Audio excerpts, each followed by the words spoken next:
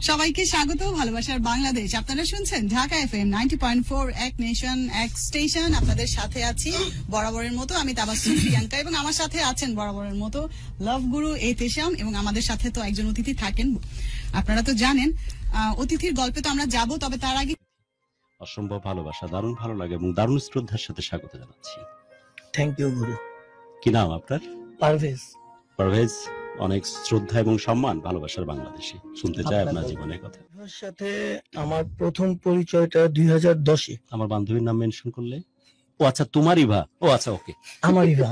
মানে একদম শুরুটা এত খাতারনাক ছিল। আমার ছিল, এখন হয়তো আমার নাই। আচ্ছা, ওই গল্পে আস্তে আস্তে যাব। ওকে, ইভার সাথে তোমার বান্ধবী প্রথম সাক্ষাৎ 2010-এ। ওর সাথে সাক্ষাৎ বলতে আমার এক ফ্রেন্ড ওর এক রিলেটিভের মোবাইল নাম্বার দেয়, ওই মাধ্যমে ওর সাথে সাক্ষাৎ।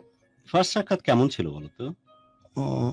ফার্স্ট সাক্ষাতে ও আমাকে কিছু রান্না করে নিয়ে আসছিল আমার জন্য। প্রথম সাক্ষাতে? বড় ভাগ্যবান তুমি। ও ম্যারিড ছিল সেই সময়। দুর্ভাগা তুমি। ম্যারিড ছিল, ওর হাজবেন্ড জেলখানায় ছিল, ওর বাবা মা ওকে ডিভোর্স করায় নেয়। সৌভাগ্যবান তুমি। পরবর্তীতে আমার সাথে রিলেশন হয়, রিলেশনের এক পর্যায়ে রিলেশন তো একদম সরাসরি গলে গেল, বাট ফার্স্ট যখন অ্যাপ্রোচ, প্রথম দেখা, ফিল কেমন ছিল? প্রথম দেখায় ফিল খুব অনেক সুন্দর। সুন্দর কারো চোখে সুন্দর কিনা জানি না, কিন্তু আমার চোখে তো তখন সুন্দর ছিল। অনুভূতি বর্ণনা দিবে প্রথম দেখায়? প্রথম ও যখন আসে, মানে ওর সাথে তো ফোনে কথা হইতো প্রায়। যেদিন প্রথম দেখলে, যেদিন প্রথম দেখি, ফিল আসছিল নাকি? বাজ মারছেন বেইম? আহা, ফিল তো অবশ্যই গুরু থাকে, ফিল থাকে, কিন্তু ওই ফিলটা কতটুক ছিল তা জানি না, তা বলতে পারবো না। পরবর্তীতে এমনিতে দেখা হতো, শুধু ওর সাথে দেখাগুলো হতো, মানে আমরা বাইরে কোথাও যেতাম না, ওদের বাড়ির পাশে, ও বাড়ি থেকে বের হতো, হাঁটার পথে শুধু দেখা হতো। মানে আমি তো থাকতাম এক প্রান্তে, ও থাকতো আরেক প্রান্তে, হাঁটার পথে দেখা হইতো, কথা, ফোনে প্রপোজ করা হয়। ও মন থেকে অ্যাকসেপ্ট করছে কিনা তা জানতাম না, কিন্তু ও কথা বলতো। এক পর্যায়ে আমাদের রিলেশন খুব গভীরে যায়। গভীরে যাওয়ার পর মানে কি বলবো, ওর বর্ণনা একটু দেয়া যায়? তুমি ওর কথা বলার সময় যে মুগ্ধতা তোমার চোখে মুখে দেখতেছি, মানে সেরকম দেখতে আর কি। এই যে বর্ণনা, একটু বর্ণনা দেয়া যায়? আরে আমি তো কয়েক বছর লাগবে বর্ণনা দিতে। আসলেই সুন্দরী। তোর মাইক্রোফোনটা সরা, মানে আমি ওই দৃষ্টিতেই দেখতেছি যে আমার ছোট ভাইয়ের বউ। সরা একটু মাইক্রোফোনটা। আরে সেই রকম দেখতে। আচ্ছা, বাই এনি চান্স ও কি কোনো মডেলিং বা বিয়ে শাদী, মানে মিডিয়া টিডিয়া এগুলোতে ছিল? না। আচ্ছা, আপনারা এদিক দিয়ে একটু কপাল পোড়া, কারণ আপনারা চাইলে আমি দেখাতে পাচ্ছি না, বাট বর্ণনা দিচ্ছি। হ্যাঁ, বর্ণনা দিচ্ছি এরকম যে তার চোখের দিকে তাকালে, ব্যাকগ্রাউন্ড ট্যাকগ্রাউন্ড দিবি একটু, ফিল না আসলে ক্যামেরা ডেলিভারি। ওরা এটা কোথায়? কক্সবাজারে মনে হচ্ছে। হ্যাঁ, কক্সবাজার গত বছর। আমার চোখ কিন্তু কম তীব্র না। 2020 ছবিটা যদিও শেড করা, কিন্তু তোমাদের অ্যাটিটিউড বলতেছে তোমরা কক্সবাজারে। হ্যাঁ, 2020 এটা 2020। আমি যে ছবিটা এখন দেখতেছি, বিগ জায়ান্ট স্ক্রিনে ছবিটা দেখাচ্ছে যে আমাদের প্রোডিউসার। বাম পাশে আমাদের আজকে যিনি অতিথি তার ছবি। রেড কালারের শেড দুইজন ব্যবহার করেছে, দুইজন পরেছে, আর রেড কালারের টি শার্ট। ওর যে টি শার্টের নেক, ওটা টি শার্ট না, ওটা টপস। তোমারটাতে আসছি আমি, ওটাতে যাবোই না। কি বলতে কি বলি ভয়, ওটা বর্ণনাতে আমি যাবো না, তোমারটাতে আছে আপাতত। তো রাউন্ড নেক একটা টি শার্ট, সেটা হচ্ছে আমাদের আজকের অতিথি যে তার, রেড কালারের, এবং যেখানে এখানে এই ধরনের বাটন থাকে রাউন্ড নেক টি শার্টে, সে বাটনগুলো খুলে দিয়েছে এবং প্রয়োজনে যেতে অনেক হটি টাইপের দেখাচ্ছে তাকে। বাট ওর পাশে যে মেয়েটি দাঁড়িয়ে আছে, সেই মেয়েটির চোখের দিকে তাকালে যে কোনো মানুষ কিছুক্ষণ সময় নেবে। একটা ঘোর লাগা টাইপের, নেশায় আবদ্ধ হওয়া টাইপের এমনই একটি দৃষ্টি নিয়ে তাকিয়ে আছে মেয়েটি। উজ্জ্বল গায়ের বর্ণ, আমার কাছে যেন হচ্ছে প্রয়োজনের চেয়ে বেশি ফর্সা, এবং ওর চুলের মধ্যে একটু শেড দেওয়া, দারুণ কালারের সাথে শেডটা দারুণ ভাবে মানিয়ে গেছে। এবং মুখটার মধ্যে একটু মুখাবয়ব কিছু থাকে না, কিছুটা গোলাকৃতি, কিছুটা লম্বাকৃতির মুখ, যেই মুখটার মধ্যে যেমন কিউটি পাই টাইপের অ্যাটিটিউড থাকে, তেমন ওকে হটি বলেছি। আর ওকে হটি বলাটা আমি এহতেশামের পক্ষে মানাবে না, বাট বলতে মন চাচ্ছে। ওইটার একটা দারুণ যুগলবন্দি আছে তার এই লুকের মধ্যে, এবং তার যে যে যে গেট আপে সে কক্সেস বাজারে তার ভালোবাসার মানুষটার পাশে আছে, একদম মনে হচ্ছে যে অসম্ভব রকমের গ্ল্যামারাস কোনো মেয়ে কক্সেস বাজারে বিচে দাঁড়িয়ে আছে, যেখানে এমন কোনো মানুষ নাই তাকে হয়তো ভালো বলবে অথবা মন্দ বলবে, কিন্তু খুব কম মানুষই আছে তাকে ইগনোর করবে, বা একজনও মানুষ না তাকে ইগনোর করবে। আগের ছবিটা একটু যদি দেখি, এ তো বলছিলাম এমন লুকে তারা উপস্থিত হয়েছে এই ছবিটাই দে দে বাট যখন তারা একদম মিষ্টি ভাবে নিজেকে উপস্থাপন করছে, তখন সবচাইতে দামি মিষ্টি, আমি যেহেতু কুমিল্লায় আপাতত আছি, ওই মাতৃভান্ডারে মিষ্টি চাইতে মিষ্টি দেখাচ্ছে তাদের দুইজনকে।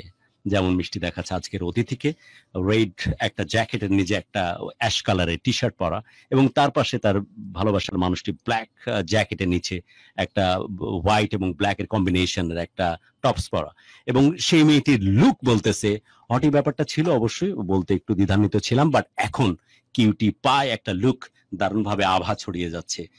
এত সুন্দর, তুমি তো বলতেছিলে অনেক বিনয়ের সাথে যে আমার কাছে দৃষ্টিতে এমন, লোকের কাছে কেমন, বাট অসম্ভব রকমের গ্ল্যামারাস, দারুণ রকমের কিউটি টাইপের মেয়ে এই তোমার ভালোবাসার মানুষ। তারপর গুরু, কিউটি টাইপের সবকিছু দেওয়ার মালিক আল্লাহ।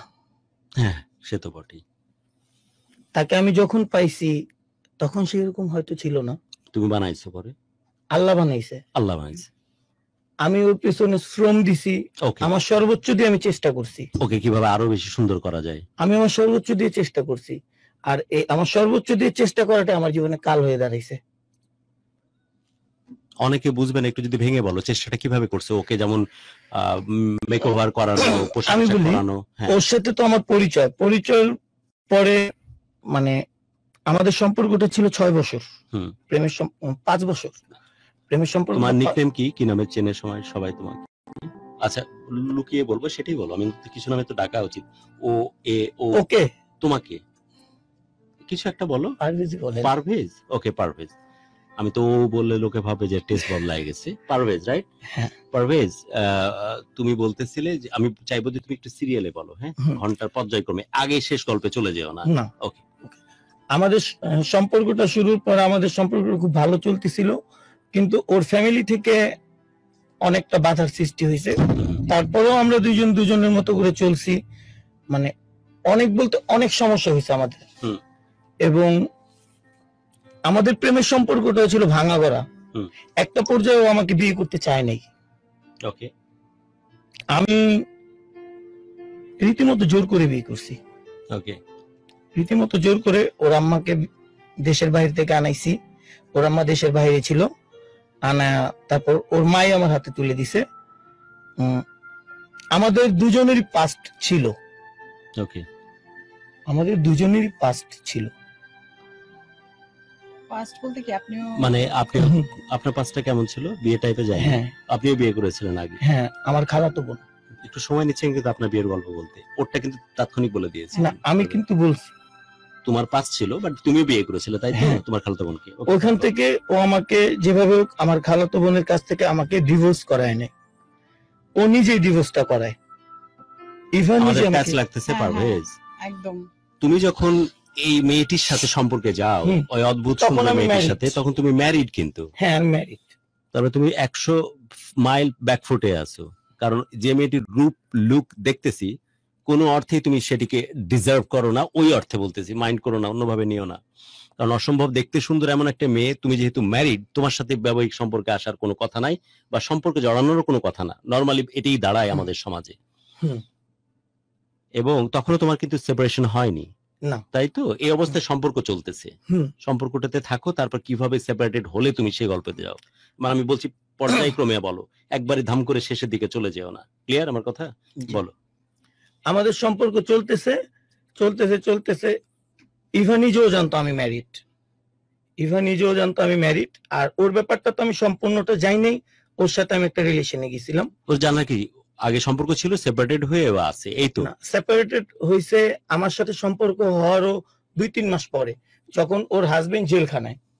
আর ওর হাজবেন্ড যখন জেলখানায় ছিল, তখন থেকে ওর বাবা মা ওরে নিয়ে আসছিল। ওর মা তখন বাইরে, মানে ওর খালারা নিয়ে আসছিল ওকে। আচ্ছা, তাহলে বাসায়। বলা যায় ওনারা দুইজনই আর কি পরকীয়াতে ছিলেন। হ্যাঁ হ্যাঁ। সুন্দর। টিউবলাইট কে বলে? থাম করে দাও। গুরু এতে সব কি গুরু হতে সব কি করলো এখানে? টিউবলাইট বলে। এই তো জিনিস রে একখান। যতই নাটক করি, যতই ঘুরিয়ে ফিরিয়ে বলি, দুইজন পরকীয়াতে ছিল, ব্যাপারটা তাই হ্যাঁ, না। ওই মেয়েটি সেপারেশন হয়েছে, না ছেলেটি সেপারেশন ছিল, ওরা পরকীয়াতে ছিল। তারপর পারভেজ, মিউচুয়াল আন্ডারস্ট্যান্ডিং এ পরকীয়া। তারপর পারভেজ হাসতেছে কেন? আপুর কথা শুনে কি? Mutual understanding. পরকীয়ার ও মিউচুয়াল আন্ডারস্ট্যান্ডিং হয়। ওই যে আপু আচ্ছা, বলছে। ও বলছে, কিন্তু আসলে তো ঠিক বলছে। হ্যাঁ। আমরা ঘুরায় ফিরে এদিক ওদিক করতেছিলাম, বাট আসলে তো সত্য কথা এইটা, তোমরা দুইজন পরকীয়াতে ছিলা। হ্যাঁ। ওকে, তারপর পরবর্তীতে 2014 দিকে ও আমাকে সেপারেশন করে আমার ওই ওয়াইফের কাছ থেকে। ও নিজে আমাকে ওর গল্পটা শেষ করো। 2 মাস তো জেলখানাতে ছিল ওর স্বামী, এই অবস্থায় 2 মাস পরে সেপারেটেড হয়ে যায় অটোমেটিক্যালি। হ্যাঁ, অটোমেটিকলি সেপারেট হয়ে যায়। তারপরে ও ওর হাজবেন্ডের সাথে দেখা করতো, কখনো ঢাকা জেলে, কখনো আপনার কাশিমপুর জেলে। মানে ওর সাথে সবসময় আমি সঙ্গ দিতাম। মানে দুইজনই হচ্ছেন যে দুজনকে সেপারেট হওয়ার জন্য প্রেসারাইজ করতেন। না না না, না, মানে এমন একটা ক্ষেত্র তৈরি করতো যদি দুজনকে ছেড়ে আলাদাভাবে তাদের জীবন তৈরি হোক, ব্যাপারটা এরকম, তাই তো? আমরা দুজন ও আমাকে প্রেসার থ্রেট করছে, বাট আমি কিন্তু ওর প্রেসার দিইনি। ওর ফ্যামিলি ওরে নিয়ে আসছে, কারণ ছেলেটা একটু অন্যরকম ছিল। আচ্ছা, যাই হোক, ওটা হলো তোমার গল্পে আসে। পরে আমাকেও 2014-তে সেপারেট করে আমার ওয়াইফের কাছ থেকে। কে করায়? ইভা কি চাইলো আর হয়ে গেল নাকি অন্য কোনো ব্যাপার? ও আমাকে, ও তো প্রতিনিয়ত আমার ওয়াইফকে ফোন দিত। আমরা কোথাও গেছি, ওই ছবিটা তুলে দেখা যেত, আমার ওয়াইফের ফেসবুকে দিয়ে দিত যে তোমার হাজবেন্ড তো আমার সাথে। একটা জন্য আমি তোমাকে হেল্প করি, শর্টকাট করে, দেন আসল গল্পে চলে যাও। তুমি তার সাথে প্রেমের সম্পর্কে জড়িয়ে পড়েছো, পারভেজ এবং ইভা, রাইট? এবং তখন তুমি চাওনি যে তার সাথে জেলে থাকা ওর স্বামী হিসেবে তকমাটা থাকুক। বলো, আসলে তাই? এটা বুঝতে বেশি বুদ্ধি লাগে না। না, চাইছো যে ওর সাথে সম্পর্কে থাকুক? ও আমার সাথে রিলেশন থাকাকালীনও ওর তুমি গেছো, সাথে গেছো, যাই হোক, ওটা সেপারেটেড হলো। মানে টাকা পয়সা যা লাগছে ওই জায়গায় ওকে, সেপারেটেড হলো, সেপারেটেড হয়ে গেল। এবার সেপারেটেডটা করছে ওর মা। ওকে, ডান। আমি না, আমি কখনো। আচ্ছা, তাহলে জেলখানাতে যে স্বামী ছিল তার সাথে সেপারেশন হয়ে গেল। হওয়ার পর ওকে, তোমার সাথে যে বৈবাহিক সম্পর্কে তুমি আছো, হ্যাঁ, সেটা হচ্ছে তোমার খালাতো বোনের সাথে, রাইট? হ্যাঁ, আমার মামির বোনের মেয়ে। ওকে, কিন্তু তুমি ইভার প্রতি এত বেশি তখন ফ্যাসিনেটেড, তার নেশায় তুমি এত বেশি মন্ত্রমুগ্ধ। লুক যে কথা বলতেছে এবং যেমনটা দেখতেছি মেয়েটাকে, যে কেউ যে কোনো সময় হয়তো ওইভাবেই নেশাগ্রস্ত হওয়ার মতোই লুক সে মেয়েটির। তোমার হয়তো অন্য কোনো কারণও থাকতে পারে, তাকে দেখে যেমন বুঝেছো। সো এই কারণেই তুমি তার প্রতি ওই পরিমাণ পাগল হয়ে। আমাদের একজন ভিউয়ার্স এবং লিসেনার্স জানতে যাচ্ছেন যে আপনার আগের বিয়েটাও কি রিলেশনশিপে ছিল কিনা, রিলেশনশিপ থেকেই কি বিয়েটা হয়েছিল কিনা? রিলেশন ছিল না, 1 সপ্তাহের সম্পর্ক ছিল বোনের সাথে। পারিবারিক ভাবে বিয়েটা হয়েছিল? পারিবারিক না, আমি নিয়ে আসছিলাম জিদের মাথায়। ওটা ছিল জিদ, বাট প্রেমেরই তো সম্পর্ক বলবো, 7 দিনের সম্পর্ক। ওকে, ডান। ওটা ছিল খালাতো বোনের সাথে। তারপরে তুমি এই মেয়েটির সাথে সম্পর্কে যখন জড়িয়ে পড়লে, সেই তথ্যগুলো এই মেয়েটি তোমার বক্তব্য অনুযায়ী যে ইভা সমস্ত তথ্য দিয়ে দিত তোমার ওই বৈবাহিক স্ত্রী যে তার কাছে, তাই তো? তখন কিন্তু সব রকমের সম্পর্ক তুমি চলে গেছো। হ্যাঁ, সব মানে সব, প্রেম, ভালোবাসা, এই সমক, শারীরিক, ফিজিক্যাল সব। এবং সে সেটার বর্ণনা দিত।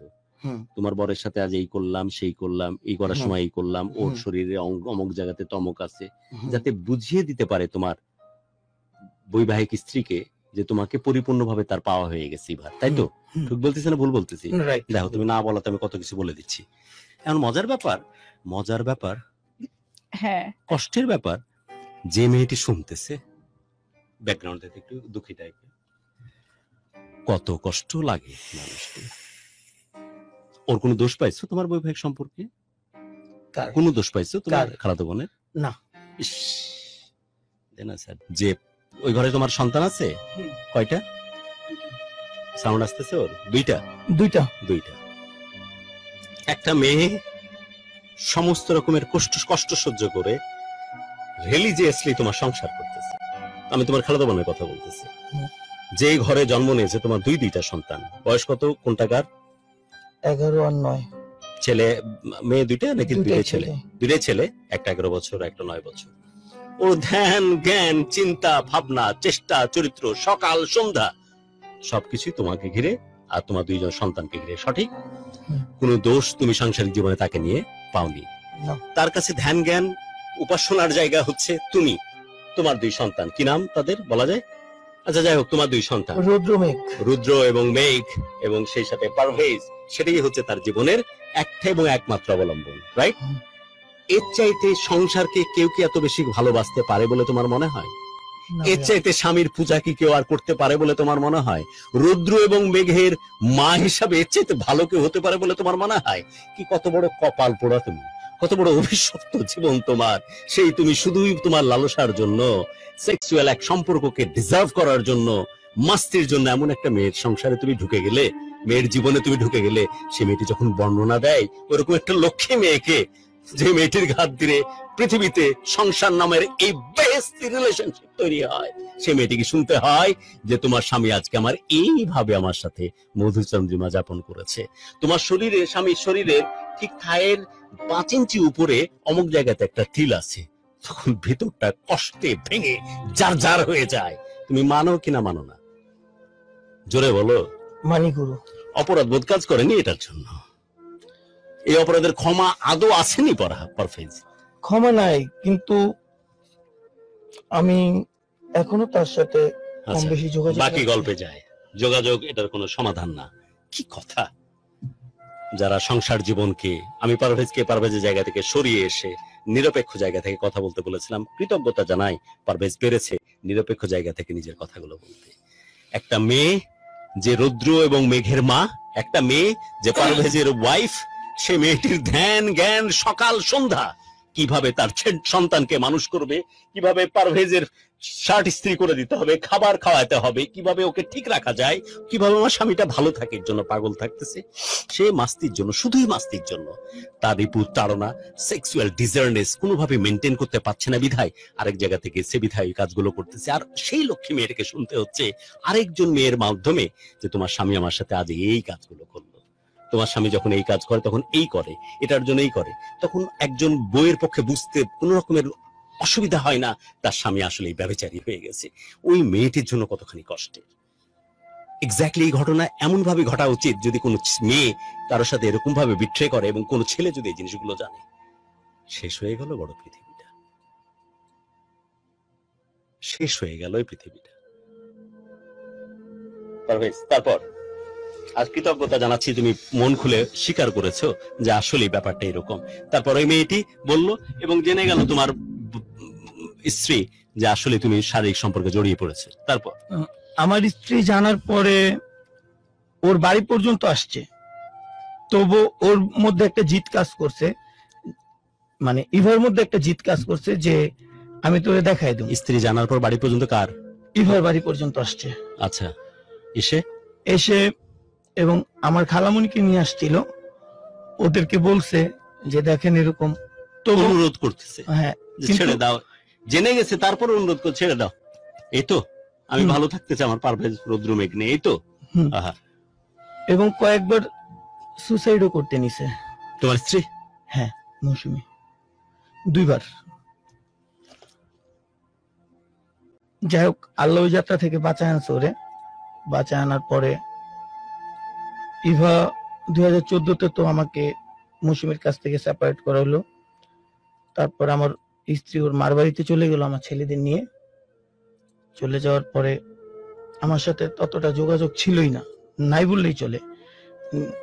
4-5 বছর পরে রিসেন্টলি আমার সাথে যোগাযোগ হয় ছেলেদের ব্যাপারে। পরবর্তীতে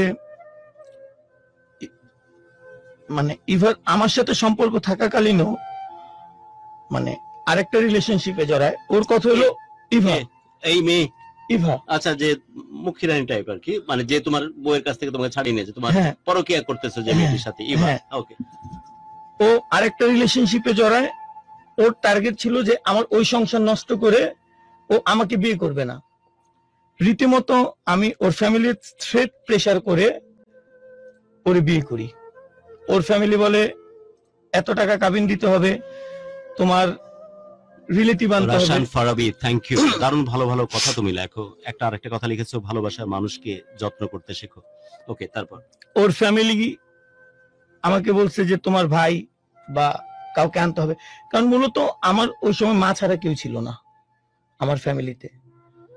আর ওই সময় আমি বেকার ছিলাম যখন মৌসুমী আমার ঘরে, রীতিমতো আমি বেকার ছিলাম বিভিন্ন পলিটিক্যাল কারণে, ওইটা বাদ দিই।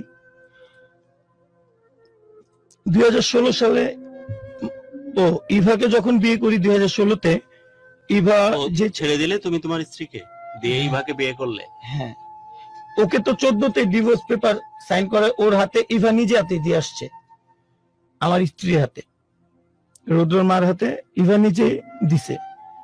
দেওয়ার পরেও রুদ্রর মা আমাদের বাড়িতেই ছিল 6 মাস, কিন্তু আমি বাড়িতে যেতাম না। আমি বিভিন্ন কারণে মানে নিজে একা একটা রুম নিয়ে থাকতাম।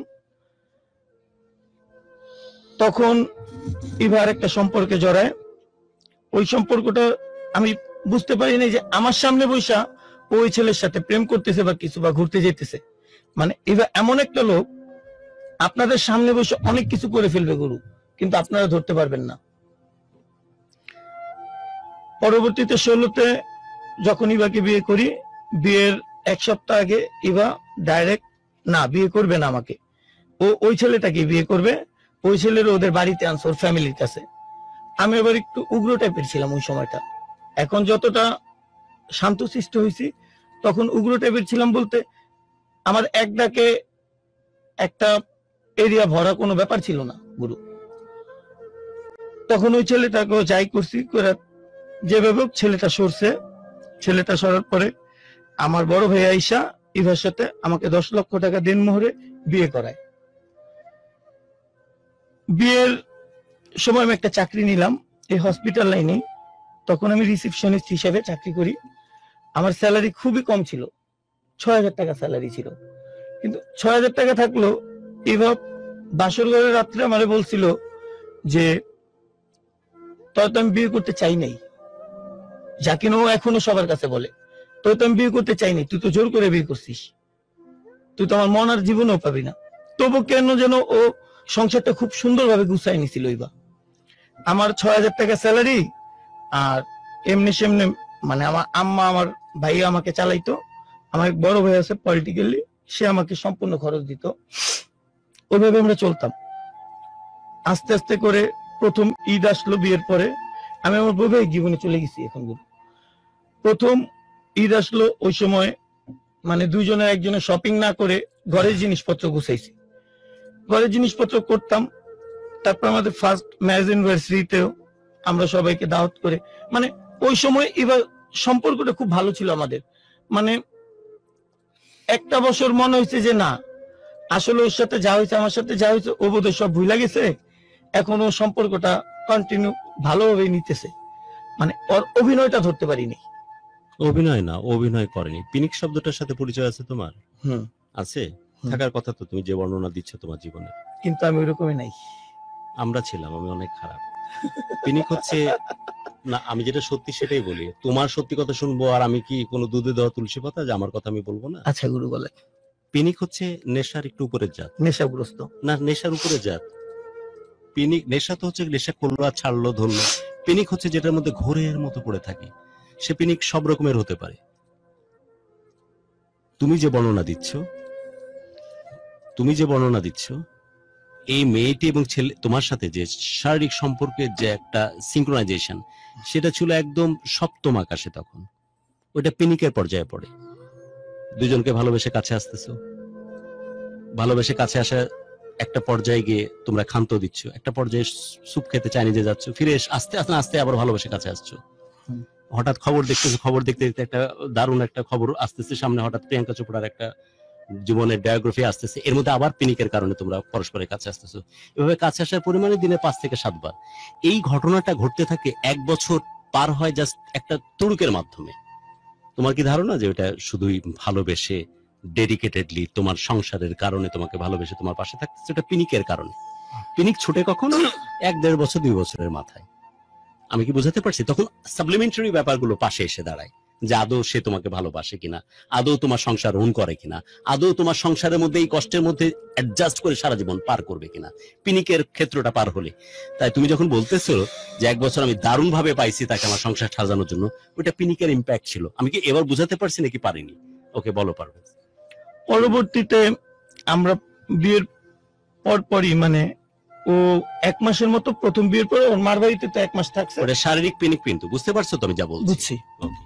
আপনি যেটা বলতে চাচ্ছেন, তুমি কি মাননি এখনো কথাটা? স্বীকার করতেছো নাকি না? স্বীকার করতেছি, আমি কিন্তু কোনো কিছু অস্বীকার করতেছি না। এখন স্বীকার করতেছো এটা হ্যাঁ। শারীরিক পিনিক ছিল? হ্যাঁ হ্যাঁ, হ্যাঁ। ওকে, তারপর বলো। পরবর্তীতে আমরা প্রথম যে জায়গায় ছিলাম, পরবর্তীতে ওর ফ্যামিলির কাছাকাছি একটা বাড়িতে আমরা। আচ্ছা, গল্প তো শুরু হয়েছে প্রায় আধা ঘন্টার উপরে। জন্মদিনের শুভেচ্ছা জানাতে বলছিলাম, হইলো তো রে ভাই। ওর শুভেচ্ছা নিয়ে তুই একটু বলতো কিছু, যে আমি খুশি হয়েছি, শুভেচ্ছা নিয়েছি, কয় একটু কিছু। আমি বলবো একদম শেষে কিছু তো অবশ্যই আমার লিসেনার এবং ভিউয়ার্সদের উদ্দেশ্যে আপাতত বলবো। একটু গল্পে আসতে বল, না হলে তো জন্মদিনের মধ্যে আছে, ফিতা আটকায় গেছে ব্রেনে। হ্যাঁ, একদম। আমার তো জন্মদিনের শুভেচ্ছা আপনারা আমাকে জানালেন। আমি জানি আপনারা আমাকে ভালোবাসেন এবং আমার সাথে আছেন এবং সবসময় থাকবেন। সো আমরা একটু গল্পে কনসেন্ট্রেট করি এখন। ওকে, সেটাই বলতেছি যে তোমরা কে কিভাবে চিন্তা করতেছো পারভেজের স্টোরি নিয়ে, তোমাদের অবজারভেশন কি সেটা শেয়ার করো। আমি বলেছিলাম ওকে শুভেচ্ছা জানাতে, সব ঠিক ছিল। এখন আমরা আধা ঘন্টা 40 মিনিট উপরে পার হয়ে গেছি গল্পের মধ্যে। গল্পের যে কমিউনিকেশন সেটা জানাও, যাতে করে আমাকেও যদি গাইডেন্স করা থাকে সেটা থাকে। পারভেজ, একদম কিছু কিছু কমেন্টস কিন্তু আসছে, একদমই যে আসছে না সেটা না। যে একজন যেমন জানতে চাইলেন যে উনার রিলেশনের বিষয়টা, এরকম গল্পের যদি কোনো কিছু ফাঁক ফোকর থেকে যায়, আপনাদের যদি কোনো কিছু জানার আগ্রহ থাকে এবং যদি এই গল্প নিয়ে আপনাদের কোনো মতামত থাকে এবং সেটা প্রোডাক্টিভ হয়, তাহলে অবশ্যই আমাদের একদমই তাই, সেটা আমাদের গাইডেন্সে কাজে দেয়। পারভেজ, তাহলে পিনিক কাটলো 1 বছর পর, এরপরে পরবর্তীতে আমরা মানে ওর ফ্যামিলির কাছাকাছি একটা বাড়িতে যাই।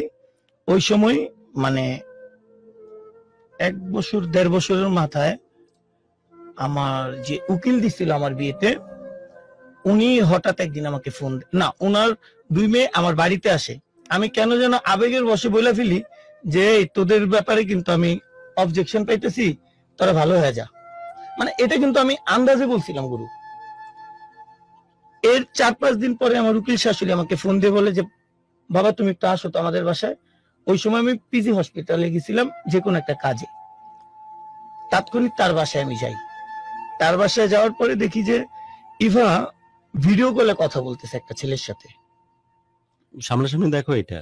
হ্যাঁ, আমি গিয়ে দেখছি আচ্ছা, কথা বলতেছে। মানে তখন আমার মাথায় সম্পূর্ণ রক্ত চেপে গেছিল।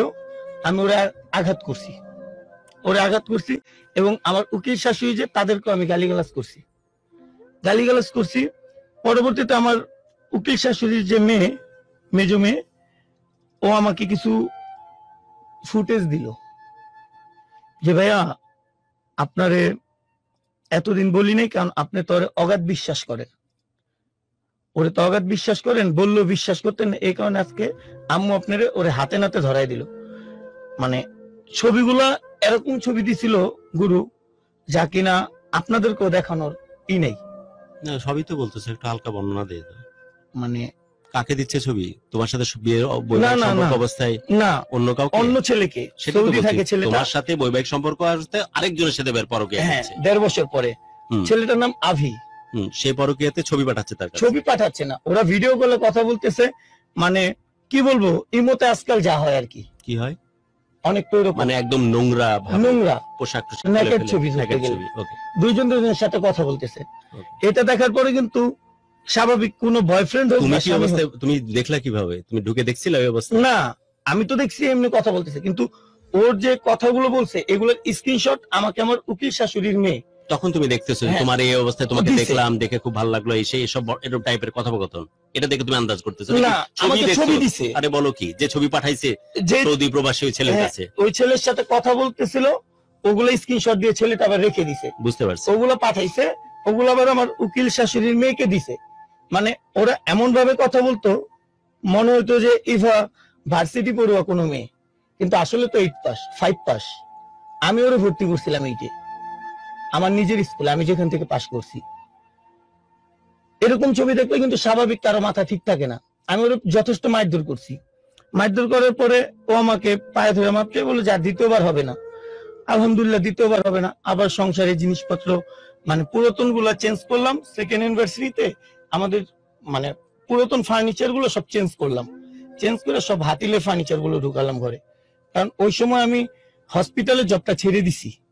ছেড়ে ওই যে মানে কন্ট্রাক্টরি ব্যবসা আছে না গুরু, ওইখানে ঢুকছিলাম। আমার মাসে আলহামদুলিল্লাহ খুব ভালো আর্ন হতো ওখান থেকে। কি করলাম যে যেহেতু সবাই আসে বাড়িতে, তাহলে জিনিসগুলো চেঞ্জ করলাম চেঞ্জ। এখন চেঞ্জ করার পরে এর কিছুদিন পরে 2018 ঘটনা, মেবি 2018-তে হঠাৎ কান্না করতেছে। আমি জিজ্ঞেস করলাম যে কান্না করো কেন? কিছু বলতেছে না আমাকে। ও যে ওই সময় একটা রিলেশনে জড়াইছে তা আমি জানি না। রিলেশনে বলতে যে ফেসবুক গ্রুপ আছে না, আমি একটা জিডি কপি পাঠাইছিলাম মেবি আপনাদেরকে, এই হৃদয় আহমেদ নামে একটা আইডি। ওই গ্রুপে কথা বলতে বলতে ইউটিউবে একটা ভিডিও ওর আপলোড হইল, ভিডিও কলের। ওইটার ব্যাপারে ও আমাকে কিছু না জানাই একটা টেক্সট এই ফাঁকে একটু সরি, একটু কাউন্টার টেক্সট এরি ঘুম কুটুম লিখেছেন, আর নামটা ঠিকভাবে লিখুন কাইন্ডলি, যে স্টোরিটা দিয়ে কোন বিষয়টা প্রকাশ পাবে একটু কি জানাবেন?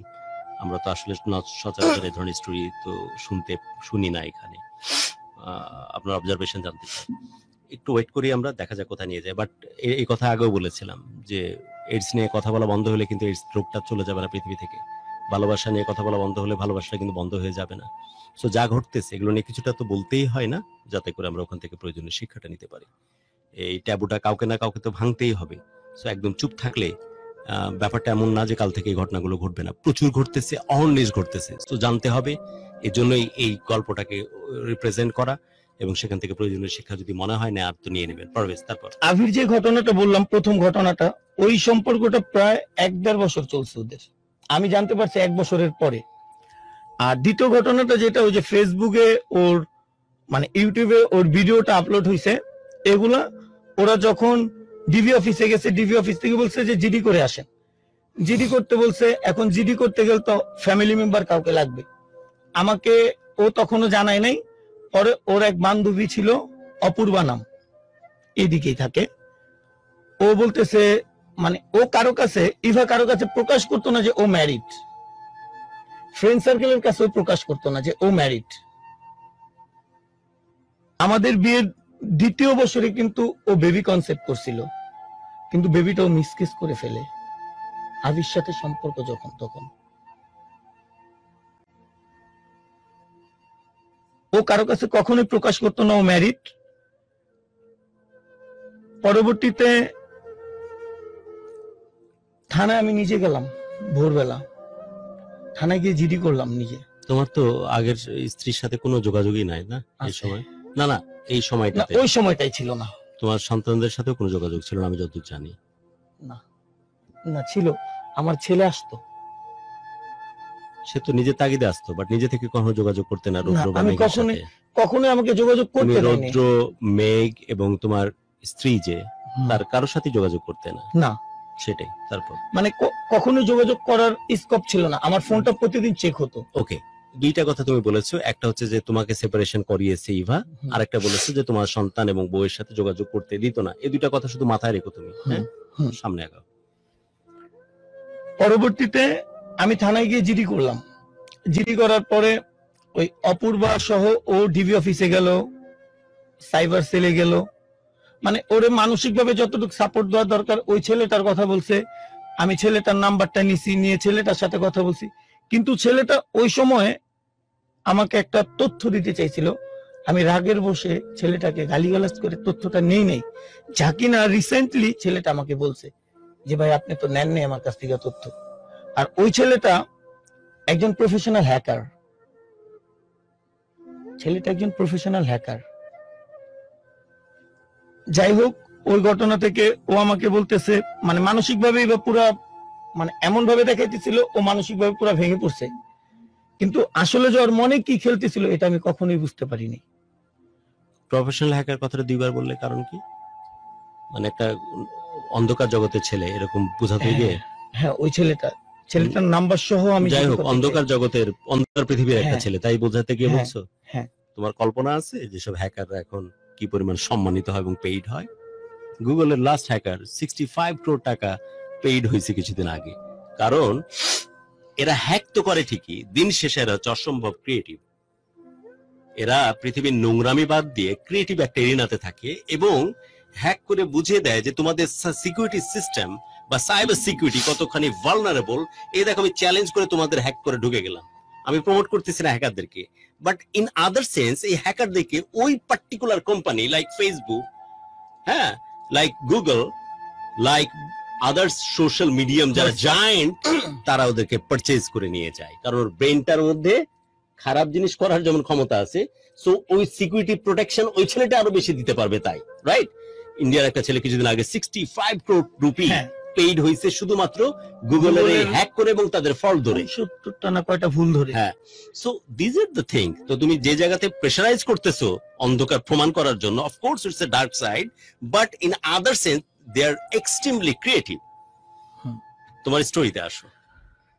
পরবর্তীতে ওকে মানে মানসিকভাবে সাপোর্ট দেওয়ার জন্য ওই রাতেই আমরা মাও গেলাম ঘুরতে, ওর ওই বান্ধবী সহ, এবং বিভিন্ন জায়গায় যখন যে জায়গায় বলতেছে ওই জায়গায় নিয়ে যেতাম।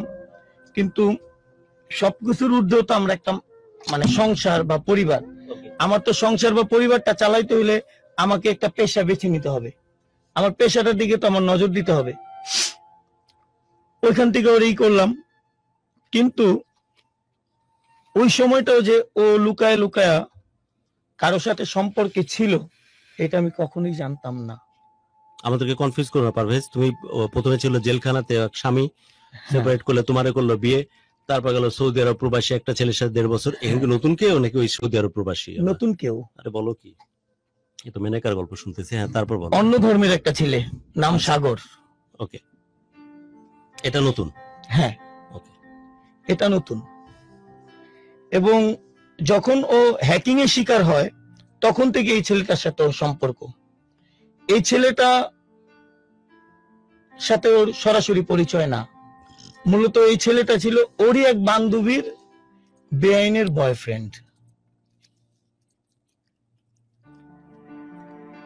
ওর এক বান্ধবীর বেআইনের বয়ফ্রেন্ড ওইখান থেকে দেখা করে ওটাকে ওর দিকে ধাবিত করছে। হয়তোবা গুরুর কাছে অনেক কিছু কনফিউজড মনে হইতেছে, কিন্তু এটাই সত্য। যে সম্পর্কটা নাকি 4 বছর যাবৎ চলতেছে, আমি বিন্দু মাত্র জানতাম না। ইভেন্ট গত বছর আমি কক্সবাজার ট্যুরে যাই, ওটা ছিল আমার পলিটিক্যাল ট্যুর, ব্যাচেলর ট্যুর। ও আমাকে বলে যে তুমি তো ওই জায়গায় যাবে, তাহলে আমি সিলেট যাই ঘুরতে। আমি বললাম ব্যাচেলর ট্যুর ওই মেয়েটার জন্য না, আমারটা ব্যাচেলর, তোমারটা ট্যুর, আমি এটা। ও বললো যে যাবে যাবে বলছে। আমি বলি যাবে যখন তাহলে তোমার আম্মারে নিয়ে যাও আর ছোট খালায় নিয়ে যাও। আমি আবার ওর টাকা দিলাম। আলহামদুলিল্লাহ সুবহানাল্লাহ, লাস্ট আমার আম্মা তো 2019-এ মারা যায়। আম্মা মারা যাওয়ার পরে লাস্ট 2 বছর আমি খুব ভালো আর্ন করতেছি, খুব ভালো, যা কিনা বর্তমানে চলে খাওয়ার জন্য এবং একটা পরিবার চালানোর জন্য যথেষ্ট। ওরে আমি টাকা দিলাম যে তুমি যাও তোমার মায়ের নিয়ে। এখন গুরু, এখানে আমার একটা কথা হইল, আজকে যদি আমার বোন বা আমাদের ভাবি তার মায়ের সাথে কোথাও যায়, ওইখানে কি আমার বোনের হাজবেন্ডের বা আমার ভাইয়ার কোনো অবজেকশন থাকবে? টেনশন থাকার কথা না, অবজেকশন থাকার কথা না, কথা না। পরবর্তীতে যদি গুরু জানতে পারেন যে ওইখানে মা বা খালাই আরেকটা ছেলে নিয়ে গেছে সাথে, তখন কি অপরাধীটা কি আমি নিজে না ওর পরিবার? আর এই তথ্যগুলা যদি পরবর্তীতে ওর রিলেটিভের কাছ থেকে পাওয়া যায় এবং পরবর্তীতে যদি শুনতে পান যে গত 4 বছরে আমার মানে ইভা বিয়ের আগের ঘটনা বাজি দিলাম, ওটা সমাজ মাইনা নেয় না। বিয়ের পরে গত 4 বছরে ও 3টা বেবি মিসকেস করছে, এটার রেকর্ড আমার কাছে আছে। গত 3 দিন আগে ওরে আমি জিজ্ঞেস করছি, পরে ও স্বীকার করছে, এবং যেই দিন ও চলে যায় আমার কাছ থেকে ওর পরে ও স্বীকার করছে। এটার রেকর্ড আছে আমার কাছে যে 3টা বেবি মিসকেস করছে শুধু সাগরের কারণে। আর সাগর অন্য ধর্মের একটা ছেলে, এবং সাগর 2020 সালের 10ই ডিসেম্বর বিয়ে করে আরেকটা। বিয়ের পরে এখন আবার ইভাকে নিয়ে গেছে, যা কিনা সাগর কোনো প্রমাণ করতে চাইতেছে না বা স্বীকার করতেছে না। ওকে, অলরেডি আমরা ডেলি সোপের মধ্যে আছি। পাশের দেশ ইন্ডিয়া থেকে একটা স্টোরি আমরা হায়ার করে নিয়ে এসেছি। কে কাকে যে বিয়ে করতেছে, কার যখন কে হয়ে যাচ্ছে, এটা ধর্তব্যের মধ্যে পাওয়া যাচ্ছে না। কিছু কমেন্টস আমরা নিয়ে নিই প্রিয়াঙ্কার কাছ থেকে। সেই ছেলেটি ঘূর্ণাক্ষরেও বুঝতে দেয়নি যে সে বিবাহিত। না, ছেলেটি ইভাকে জানাই বিয়ে করছে, ওইটাও মেনে নিয়েছে। হ্যাঁ, বাহ। ছেলেটি অন্য ধর্মের। ওকে, তারপর ছেলেটি ধর্ম অন্যের, এটা ইভা কখনোই ওর পরিবারের কাছে তুলে ধরে নাই। আর সবচেয়ে বড় কথা কি গুরু, এখানে ভালোবাসার মানুষটাকে বিশ্বাস করা যদি অপরাধ হয়, তাহলে তো ভালোবাসার উপর থেকে সবার বিশ্বাসই উঠে যাব। একদমই তাই। এখন আমি ওরে যথেষ্ট বাসতাম, এখন বাসি না। যখন ভালোবাসার মানুষের ব্যাপারে নেগেটিভ সাইড গুলা সম্পূর্ণটা আমি নিজে, কেউ আমাকে বলে না, আমি নিজে যখন তুলে আনি ছায়া তদন্তের মতো করে, তখন আমার কাছে কতটা ভালো লাগবে। যখন আমি জানতে পারি যে আমার ওয়াইফ অন্য একটা ছেলের কারণে আমার ওরুজাত সন্তানগুলা মিসকেস করতেছে, আর দেখাইতেছে যে ওর নিজের সমস্যা বা আমার সমস্যা। ও সর্বশেষ যখন আমি ওর ব্যাপারটা 6 মাস আগে জানতে পারি গুরু, এটা আপনাদের মাধ্যমে আজকে প্রকাশ করলাম। ওই ছেলের সাথে যে সম্পর্ক সাগরের সাথে আমি 6 মাস আগে জানতে পারি। এই কারণে আমি নিজেই, ও যে সবাইকে বলতো যে সংসার করবে না, আমার সংসার করবে না, ও গত আমার যে সমস্যাটা কখনোই নাই বা কখনো ছিল না, তো আমার ওই সমস্যাটা সবার কাছে, ওর পরিবারের কাছে তুলে ধরছে।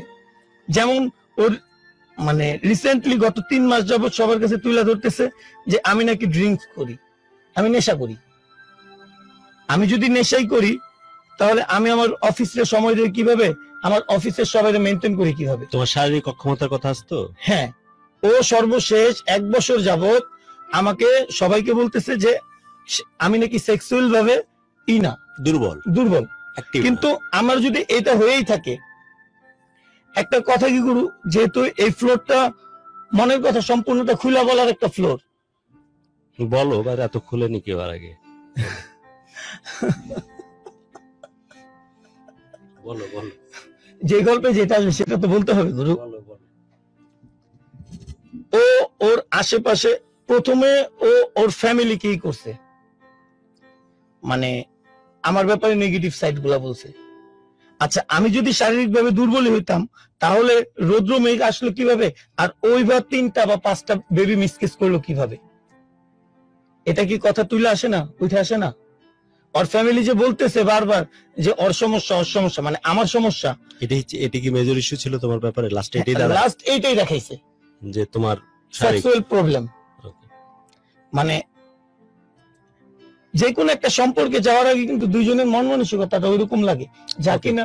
ওকে, যাই হোক, তুমি অক্ষম শারীরিকভাবে অ্যাক্টিভ না বা অক্ষম, যে কারণে তোমার কাছ থেকে সে চলে গেছে, এটাই তো? হ্যাঁ।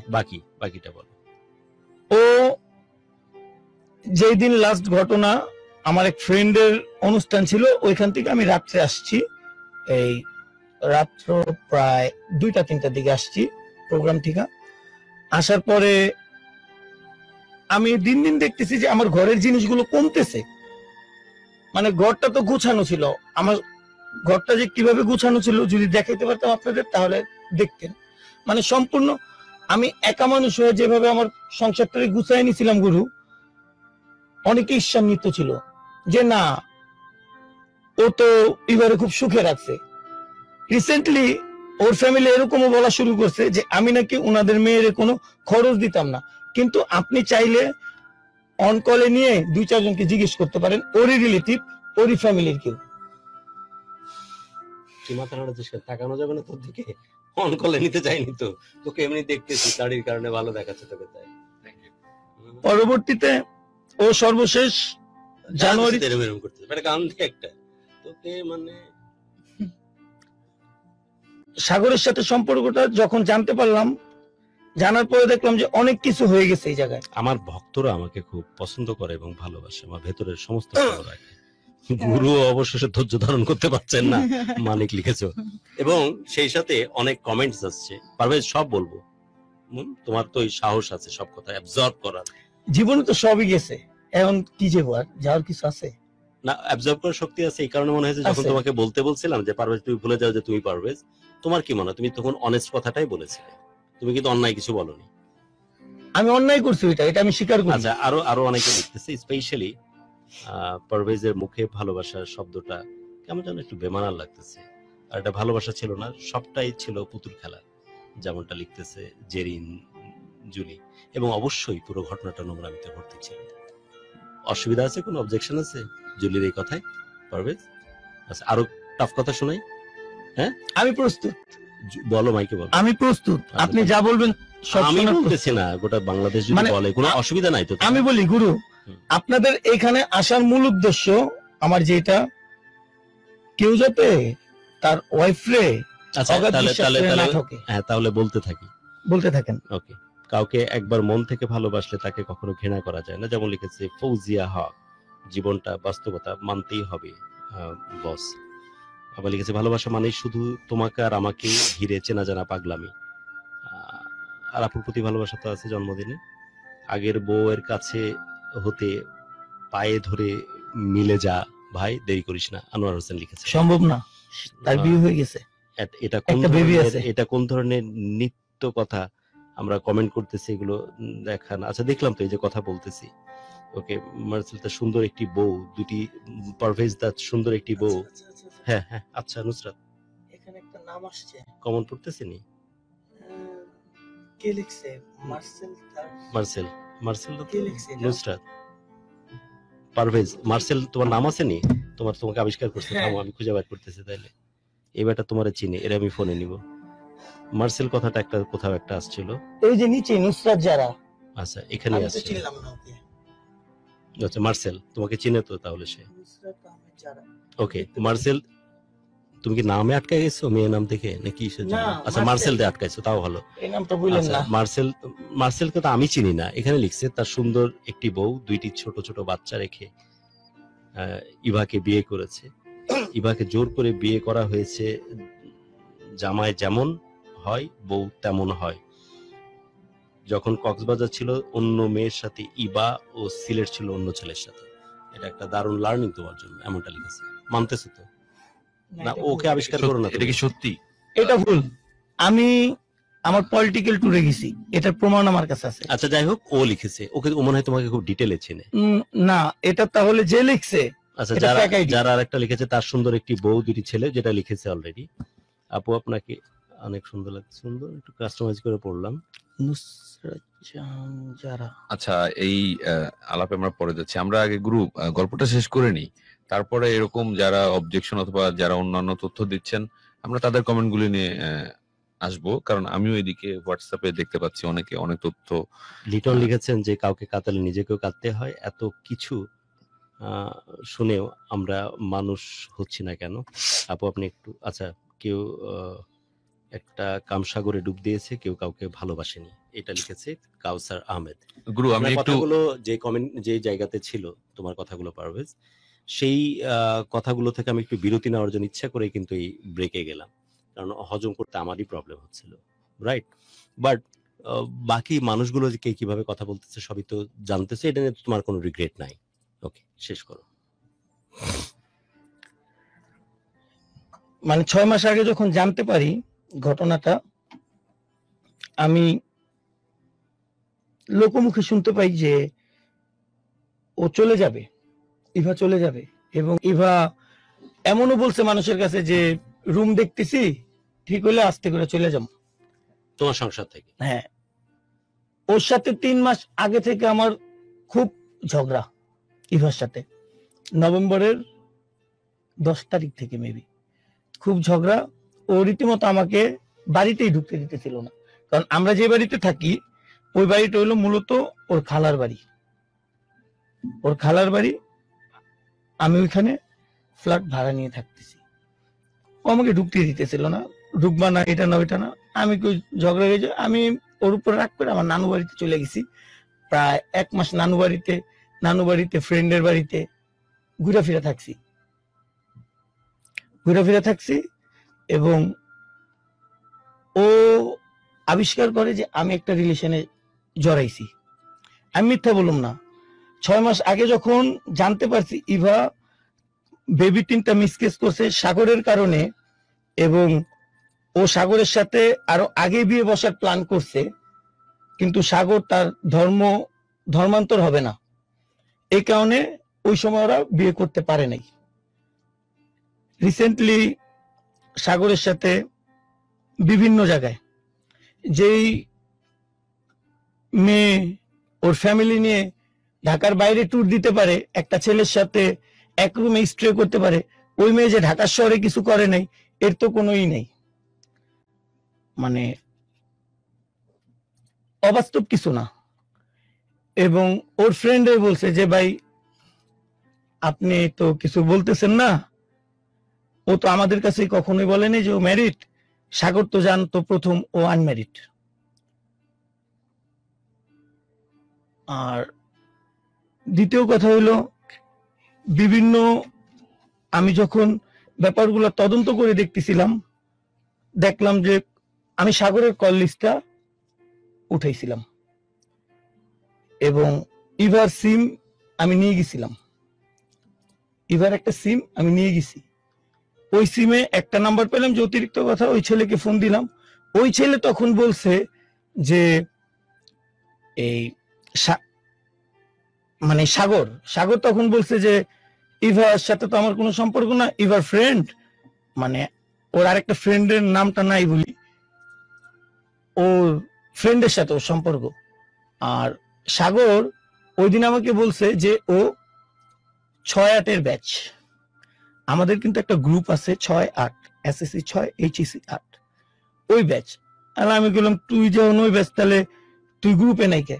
কয় ও বললো যে আমার এই গ্রুপ থেকে ওরা বের হয়ে যেতে বলছে, আমি গ্রুপ থেকে বের হয়ে গেছি। হয়তো বা গ্রুপে থাকলে অনেক কিছু জানতে পারতাম আমি, যেহেতু এটা নিয়ে আমার ঘাটাঘাটি হয় প্রায়। পরবর্তীতে আর কি 3 মাস যাবত ইভার সাথে আমার রিলেশনটা ফুললি মানে খারাপ যাইতেছে। তারপরে ইভার নাম্বার ট্র্যাক করে পাইলাম যে সাগরের সাথে কথা, হোয়াটসঅ্যাপে কথা, মেসেঞ্জারে। অলরেডি তার তো স্বামী ছিল জেলখানায়, তারপর সে সেপারেটেড হয়ে তোমার সাথে পরকীয়া করে বিয়ে করলো। হ্যাঁ, তোমার সাথে সম্পর্ক থাকা অবস্থায় পরকীয়া ভাবে সাগরের সাথে দুইটার পরে আবার একটা। সাগর হলো লাস্ট ওর পরকীয়া। সাগরের আগে আরেকজন ছিল তোমার সাথে আভি বলতে যে সৌদি আরব প্রবাসী। সরি, অনেকগুলো তো ভুলে গেছি। ওই সৌদি প্রবাসী যার সাথে প্রবাসী, ওর সাথে করার পরে দেন ফাইনালি দেখানো লাগবে না, দেন এই সাগরের সাথে সম্পর্ক, তাই তো? ওটা বন্ধ করো। সাগরের সাথে সম্পর্কের পরে ওর সাথে সম্পর্কটা কন্টিনিউ হচ্ছে। এর মধ্যে ওর সাথে যে গ্যাপ পড়তেছে তোমার ইভার সাথে, এরই মধ্যে তুমি আবার আরেকটা সম্পর্কে জড়িয়ে পড়েছো। আমি আরেকটা সম্পর্কে জড়িয়েছি বলতে গত 3 মাস যাবত। হ্যাঁ, ওটা বলো একটু। নাম বলা লাগবে না, গল্প বলো। মানে ওর সাথে আমার পরিচয় কিভাবে? আমার ফেসবুকে হঠাৎ মেসেঞ্জারে ফোন। আমি এখন কিভাবে বুঝবো না যে এটাও ইভা সাগরের পাতানো একটা খেলা ছিল না? ওই মেয়ের সাথে আমাকে যাই হোক, কোন একটা মেয়ের সাথে, যে মানুষটার সাথে আমার ফেসবুকে 2019 সালে, ওই মানুষটা কেন 2021 সালে আমাকে নক দিবে? তাও ডাইরেক্ট কল। যাই হোক, এই বেশ কলও দিল, তুমি ওর সাথে সম্পর্কে জড়িয়ে। সম্পর্ক বলতে আমাদের সম্পর্কটা ওইরকম ছিল না, ডিপলি ছিল না। কেমন ছিল? জাস্ট ফোনে কথা। একদিন মেয়েটা দেখা করতে আসছে আমার অফিসের সামনে, এখানে দেখা। কিন্তু ইভা যতটা বলছে মানুষের কাছে যে মেয়েটার সাথে আমার ডিপলি রিলেশন, মেয়েটার সাথে আমার তোমার বক্তব্য যে ডিপলি না, বাট রিলেশনশিপে ছিলাম। কিন্তু আমাদের সম্পর্কটা প্রথম ছিল ফ্রেন্ডলি রিলেশন, কারণ ওর ফ্যামিলি আমি একসাথে কথা বলছি, আমরা, ওর বোন আসতো, আমরা একসাথে কথা বলতাম। ওকে, গেল ওর সাথে। ইভার সাথে সম্পর্কটা তাহলে কিসে গিয়ে দাঁড়ালো তারপর ফাইনালি? ইভার সাথে তো মানে যে জিনিসটা ও সবসময় আমার প্রবলেম দেখাইছে যে আমি ফিজিক্যালি আনফিট। গুরুর লজ্জার কথা হইলেও বলতে হয়, লাস্ট 6 মান্থ ইভার সাথে আমার ফিজিক্যালি সম্পর্ক হয়েছে মাত্র 2 বার।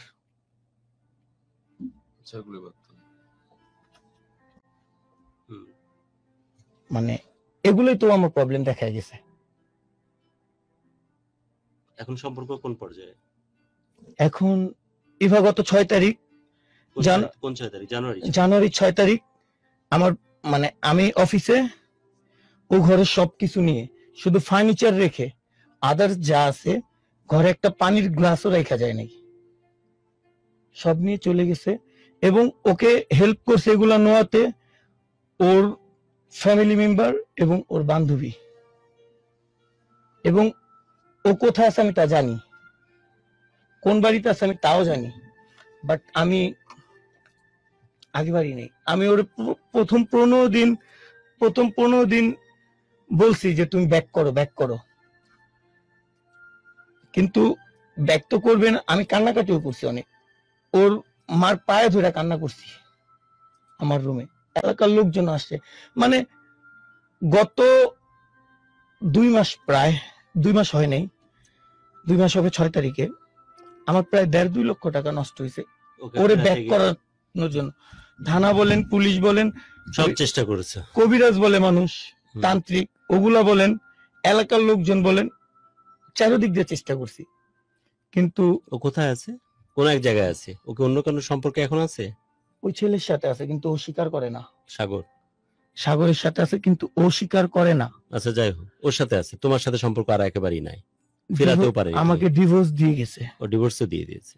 মানে যেই দিন ও যায় ওই দিন ডিভোর্স পেপারটা ঘরে রেখে গেছে, বাট এখনো ও আমাকে অরিজিনাল কপিটা দেয়নি। চেষ্টা চালিয়ে যাচ্ছ এখনো ফিরিয়ে নিয়ে আসে?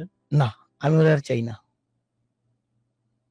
Straight forward. ওরে আমি এখানে ঢুকার আগেও কল দিছি, বলছি যে তোমার সাথে এখনই আমার শেষ চ্যাট, কারণ ও তো সব নাম্বার চেঞ্জ করে ফেলছে।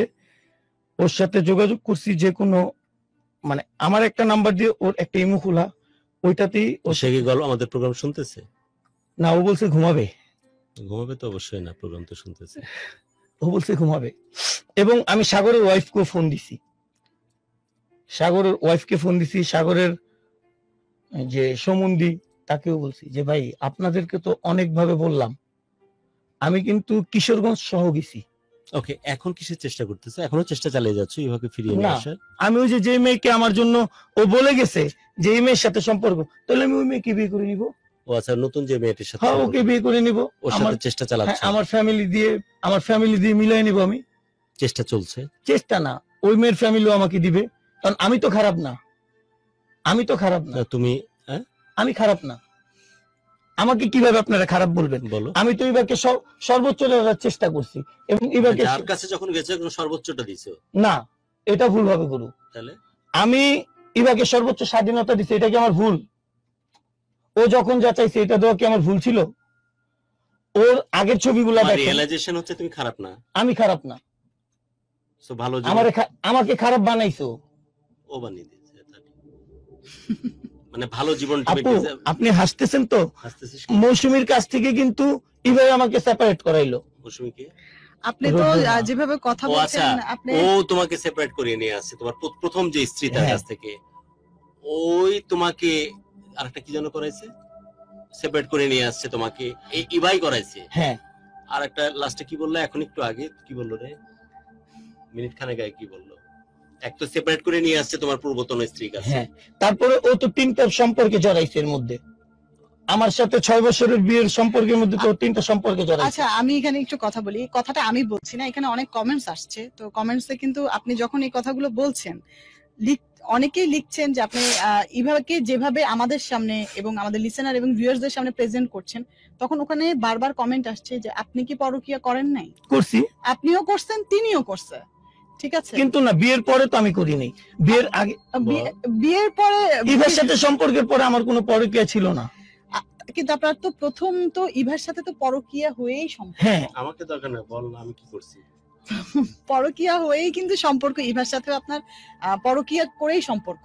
আপনি একটা রিলেশনশিপে শুধু ওখানে আপনি একজনকে যে চিট করে এসেছেন, প্রায়োরিটি করার দরকার নাই, তোমার যদি বলা থাকে তুমি বলো। না আপু বলুক, আপুর কথাগুলো শুনি, আপনি যে তারপরে একজন শুধু যে একজনকে ছেড়ে আসছেন একটা সিঙ্গেল মানুষকে, এটা কিন্তু না। 3 জনকে ছেড়ে আসছি। হ্যাঁ, এবং আপনি তাহলে আমরা যত যাই বলি, আমরা মানুষরা যত যাই বলি, আপনি সৃষ্টিকর্তাতে তো বিশ্বাস করেন, আপনার উপরে তো একজন আছে। তাহলে আপনি যদি এতই ভালো হন, তাহলে আপনার যে আরো কতগুলো সন্তান আসার কথা ছিল, তারা পৃথিবীতে আসে নাই। আপনার কি মনে হয় না যে ওই যে মানুষগুলোকে ছেড়ে আসছেন তাদের আপনার মানে উপরে বা অভিশাপ, আপনি আমি মানে আমি স্বীকার করি, এগুলো পাচ্ছেন? আমি কিন্তু এখানে ঢুকে গুরু যখন আমাকে দাঁড়াইতে বলল, আমি তখনই কিন্তু বলছি যে আমি অপরাধী। আমি একটা কোশ্চেন রাখছিলাম যে আপনি অপরাধী বলে আবার এখন বলছেন যে আমি দোষ করিনি। আপনি দোষ করেন। আমি তো ইভার সাথে বিয়ের পরে তো আমি কোনো দোষ করি নাই। এইটা রুলস আপনাকে কে বলে দিছে? যে এটাই আমি বুঝলাম না। হ্যাঁ, আপনাকে এই রুলস কে বলে দিছে যে আপনি ওর সাথে ভালো, তার মানে ওরও আপনার সাথে ভালো থাকতে হবে? আপনার শাস্তিটা বা আপনার যেটা আপনার নির্ধারণ করা, সেটা উপরওয়ালা নির্ধারণ করে যে দিয়েছে। কোনো কারো কাছ থেকে আসতে পারে। কার কাছ থেকে আসবে সেটা আপনার, আমি ওর সাথে খারাপ করছি, ও আমার সাথে খারাপ করুক, তাহলে তো এটা জিনিসটা প্ল্যানটা তো আপনার মতামতে হবে না, আপনার মতো করে হবে না। সমস্যা নাই, তোমার তো অবজেক্ট নাই, বলো, বলতে থাকো। না আপুর কথা শুনি, মানে ঠিক বলতেছে না, তোমার অবজেকশন থাকলে তুমি বলো। না আমার অবজেকশন নাই, আমি তো ওই যে একটা অবজেকশন দিলাম যে আমার ইভার সাথে সর্বমোট সম্পর্ক এই ফেব্রুয়ারির 5 তারিখে কিন্তু আমার অ্যানিভার্সারি গেছে, এই ফেব্রুয়ারির 5 তারিখে। এবং ইভা আমাদের এখানে আসেনি, আমরা ইভার সাইডের গল্প জানিও না। না, আমরা আপনার গল্প জানি। আপনি ইভাকে যেভাবে প্রেজেন্ট করছেন সেটাই আমরা জানি। আপনি ভুল প্রেজেন্ট করছেন না ঠিক প্রেজেন্ট করছেন, সেটা আসলে হয়তোবা সেটা জানার, হয়তোবা চেষ্টা করলে হয়তোবা জানা যেতে পারে, কিন্তু আমরা সেই চেষ্টায় যাব না।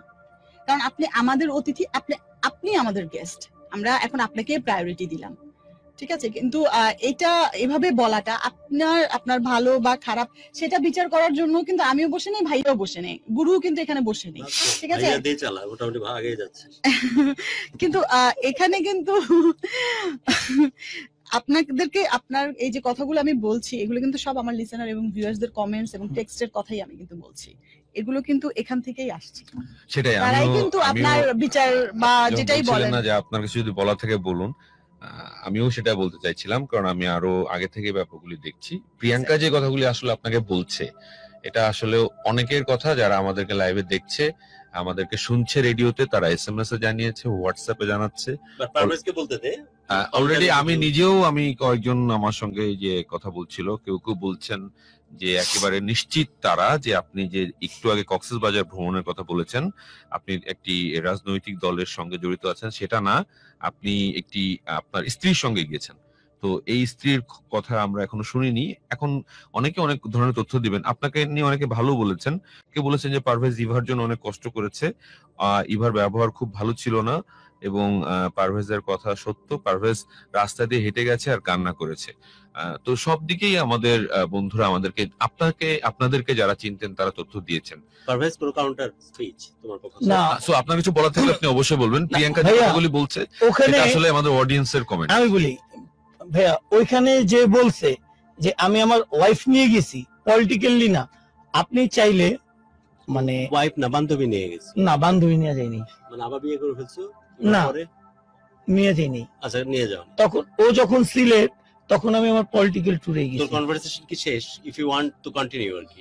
না, আমি আর কিছু কন্টিনিউ করতে চাই না। আমার মনে হয় আমি যেটা বলতে চেয়েছি জুয়েল ভাই খুব সুন্দর করে ক্লিয়ার করে দিয়েছেন। Up to you. এখন যারা শিওর, মানে 100% কনফিডেন্স নিয়ে যারা বলতেছে, তাদেরকে প্রুফ দিতে বলেন। আমি তো ইভাকেও বলছি, ইভা চলে যাওয়ার পরে আমাকে তো বলছে যে তুই বিয়ে করছিস, তুই আর আগে বিয়ে করছিস, তুই এখন বিয়ে করছিস, তোর এত টাকা কাবিন দিছিস, তুই ওই মেয়ের নিয়ে যাইস। আজ পর্যন্ত তো কেউ আমাকে একটা প্রুফ দিতে পারেনি। ইভা কি বিয়ে করছে? ইভা বলতেছে বিয়ে করে নাই, আসলে তো করেনি, উপর আল্লাহ জানে। কিন্তু ও তো কারো কাছে বলছে যে হাজবেন্ডের সাথে আছি, কারো কাছে বলছে যে একা আছি, আমাকে বলছে একা আছি।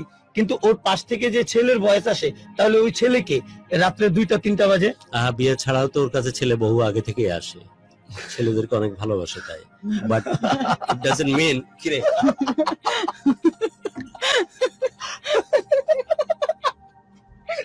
হাসছিস কি তুই? এবং ভুলভাল বলে ফেললাম। আমি বলি গুরু, হ্যাঁ? ইভা চলে যাওয়ার পরে কান্না করছি, এটা ঠিক আছে। এবং শোন ওইসব বাদ দে, আমি বলি আমার আমার কথাটা নিয়ে না না তোর গুরু। কথা বলতে দেবো না। না গুরু, গুরু গুরু বলতে হবে, না, বলতে হবে। না, না, না। আচ্ছা বলেন। গেস্ট নিয়ে আসছিস কিন্তু আজকে জুয়েল, কত করে বলতেছিস একটা কিছু নেই, কিন্তু আজকে দারুণ একটা কিছু নিয়ে আসছিস। শোন এই পারভেজ সব বাদ দে। হ্যাঁ দাদা বলেন। এমনি মাথাও প্যাচ খেয়ে গেছে আমার, মেলাগুলো প্রেম, অনেকগুলো ভালোবাসা, আর অনেকগুলো ছেলেদের গল্প তো ঘর থেকে আসতেছে। এরকম কমেন্টসও কিন্তু আমাদের বারবার আসছে। দেখ, ইভা আপুকে কল দিব? দেন, নাম্বার নেই তো তুমি না বললে যে ঢোকার সময় ফোন দিয়ে আসলে? ইমোতে দেই। অফিয়ারে কথা বলো, অফিয়ারে কথা বলে বলো যে আমরা ইসে আছি, লাইভে আছি, সে ফোনে আসবে কিনা, ওই ওখানে গিয়ে কথা বলো, ইসে যেন না আসে। মাথা ঘুরতেছে। মিয়া মানিক ভাই লিখেছেন, উনি যখন পলিটিক্যাল, ওনার মাঝে ভেজাল আছে। ওটা পড়িস না, সব এত তুমি কি একটু কথা বলতে পারবা? লাইভে আছি, ওটা বলে দাও। লাইভে hello Eva, hello Eva, speaker দাও, স্পিকার দেয়া আছে, আর একটু সাউন্ড বাড়াও, সাউন্ডটা বেশি দাও। সাউন্ড তো আছে। হ্যাঁ শুনতেছি, বলেন। না তুমি তো জানো যে আমরা এখন লাইভে আছি, রাইট?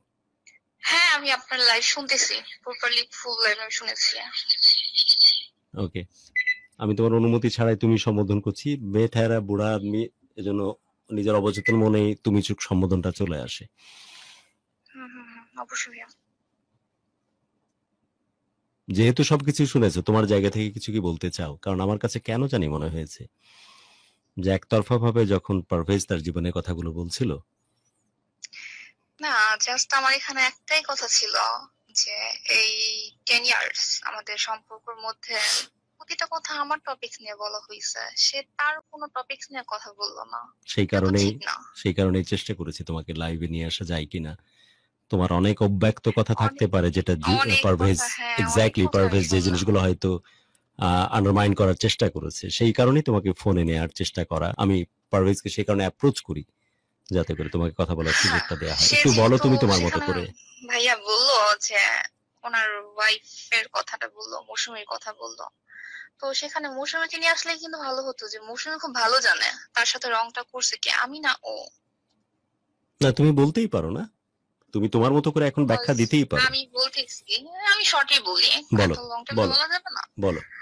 তো ওনার সাথে আমার যখন সম্পর্কতে আমি যাই ফার্স্ট টাইম, আমি তখন জানতাম না সে ম্যারিড পারসন ছিল।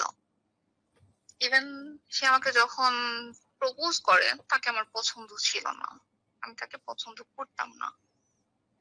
বাট সে এতটাই লোফল টাইপের ছিল যে সে পর্যাপ্ত পরিমাণ আমাকে টর্চার করতো। বলো, একটু বর্ণনা দাও টর্চারে। আমাদের হাতে কিন্তু পর্যাপ্ত সময়, সেই কারণে আমি তোমাকে নিয়ে আসছি আমি লাইভে। কন্টিনিউ গায়ে হাত তোলা। ইভেন তার সাথে আমি একটা রিলেশনশিপে একটা সময় গেছিলাম, যে বললাম আমি রিলেশনশিপে গেছি, সে আনম্যারিড। ওকে ডান। গেছো কেন? ওই অত্যাচার থেকে বাঁচার জন্য, নাকি সত্যি ওর প্রতি একটা দুর্বলতা আসছিল? তার প্রতি আমার কখনোই ফিলিংস ছিল না। তো ওই অত্যাচার থেকে বাঁচার জন্য কম্প্রোমাইজের প্যাটার্ন হিসেবে গেছিলে, তাই তো? আমার যেহেতু আশেপাশে কেউ, আমার ফ্যামিলি কেউ সাপোর্ট করতো না, দেন আমার ফ্যামিলি একটু নর্মাল ছিল। তো হচ্ছে হলো ওনার সাথে যখন আমি রিলেশনশিপে যাই, সে তার পাওয়ার কন্টিনিউ আমাকে দেখাতো। তো ও যে ম্যারিড আমি জানতাম না, তোর ওয়াইফ বলছিল যে একদিন বিষ খাইছে। বিষ খাওয়ার পর ওনাকে আমি বললাম যে এটা ঠিক না, আমার জন্য একটা মেয়ে কেন তার লাইফ নষ্ট করবে, আর আমি তো আপনাকে ভালোবাসি না। জাস্ট হাই হ্যালো কথা বলছি না, শুধু শুধু এর আগে না বাড়াই আমরা। দেন হচ্ছে হলো ও আমাকে রিলেশন ব্রেকআপ করতে দিবে না। আমাকে সেদিন কন্টিনিউ প্রচুর মারধর করে, গায়ে হাত তুলে ওদের বাসার সামনে। সম্পর্ক রাখতেই হবে, জোর জবরদস্তি সম্পর্ক রাখতেই হবে, কেন রাখবো না। ওয়াইফের প্রতি ওর কোনো ফিলিংস ছিল না। ওর ডিভোর্সের কথা, ওর ডিভোর্সের জন্য আমি প্রপারলি কোনোভাবে দায়ী ছিলাম না। ওকে আমি কখনোই বিয়ে করতে চাইনি। ও নিজের ইচ্ছার ওয়াইফকে ডিভোর্স দিছে। ও আমার সাথে ভালো রিলেশন রাখছে, আমার সাথে রিলেশন থাকা সত্ত্বেও সেকেন্ড বেবি হয়। আমি জানিও না ও আমাকে এত ভালোবাসে, আমার জন্য এত পাগল, তাহলে ওর সেকেন্ড বেবিটা কিভাবে হয়? তারপর দিয়ে ও হলো ওই যে বলছে না, ফার্স্টে তো বলছে যে ভাই আপনি বললেন পিনিক, ওর মধ্যে পিনিক ছিল। আমার কোন মোহে পিনিক ছিল সেটা আমি জানি না, বাট আমার প্রতি তার নেশা ছিল সেটা আমি জানি। আর ও হলো ওর অভ্যাসটা এরকম ছিল যে যাকে লাগবে মানে লাগবেই। ওর ওয়াইফকে 7 দিনের মধ্যে বিয়ে করছে, লাগবে মানে লাগবে। ও স্বীকার করছে যে ও খুব সম্ভব জেদ্দি টাইপের একটা ছেলে, স্বীকার করছে ওর কথার সাথে তোমার এই কথাটা মিলে। ওইরকম, হ্যাঁ। ও আচ্ছা বাই দ্য ওয়ে, তোমাকে তুমি সম্বোধন করতেছে, কোনো কমপ্লেইন নাই তো তোমার? লাগবে মানে লাগবে, সেটা ও যারা রেডিওতে আছেন তারা ফেসবুকে আসলে দেখতে পারবে। আচ্ছা একটা সেকেন্ড, একটু অনেকে মিস করতেছে, আমাদের যে একটা এন্ডোর্সমেন্ট যাচ্ছে।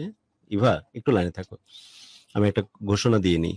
যারা এখন 90.4 এর ফ্রিকোয়েন্সি মডিউল স্পেশালি যারা এফএম এর মাধ্যমে শুনতেছেন, আপনারা চাইলে কিন্তু ফেসবুকে যদি সুইচ করেন তাহলে কিন্তু আমাদের এই প্রোগ্রামটা কন্টিনিউ আছে, আপনারা কিন্তু চাইলেই শুনতে পারবেন এবং দেখতেও পারবেন। ঢাকা এফএম 90.4 ফেসবুকে লাইভ স্ট্রিমিং এর থ্রু দিয়ে আমরা দেশ এবং দেশের বাইরে এই প্রোগ্রামের বার্তা পৌঁছে দিচ্ছি। সো এফএম থেকে আমরা কিছু সাময়িক সময়ের জন্য বিরতি, কতক্ষণ সময় একটু স্পেসিফিক যদি বলি? বলো, সময়টা বলি না, বলতে সমস্যা নাই তো? যাই হোক, খুব অল্প সময়ের বিরতি। এফএম থেকে আমরা বিরতির পর ফিরে আসবো। বাট যদি আপনারা দেখতে চান ঢাকা এফএম 90.4 লাইভ স্ট্রিমিং যেখানে চলতেছে, এখানে আপনারা কমিউনিকেট করলেই আমাদেরকে লাইভ দেখতে পাবেন।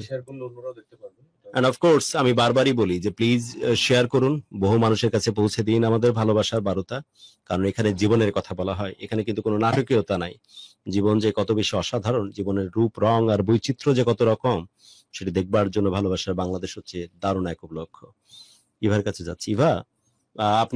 ইভা তুমি বলতেছিলে যে আমাকে যে একচ্ছত্র ভাবে দায়ী করা হচ্ছে, আসলে ওর মৌসুমীর সাথে যে পূর্বতন প্রথম যে স্ত্রী, তার সাথে সেপারেশনে কোনোভাবেই তোমার ভূমিকা ছিল না, এবং তোমার প্রতি যে অত্যাচারিত ছিল সে, তার নিজের যে লোকাল ইনফ্লুয়েন্স এন্ড পাওয়ার, সেটার কাছে তুমি একরকমের নতজানু হয়ে তার সাথে কম্প্রোমাইজ করে বাঁচার চেষ্টা করেছিলে, তারই অংশ হিসেবে তার সাথে একটা সম্পর্ক বিল্ড আপ করেছিলে, রাইট?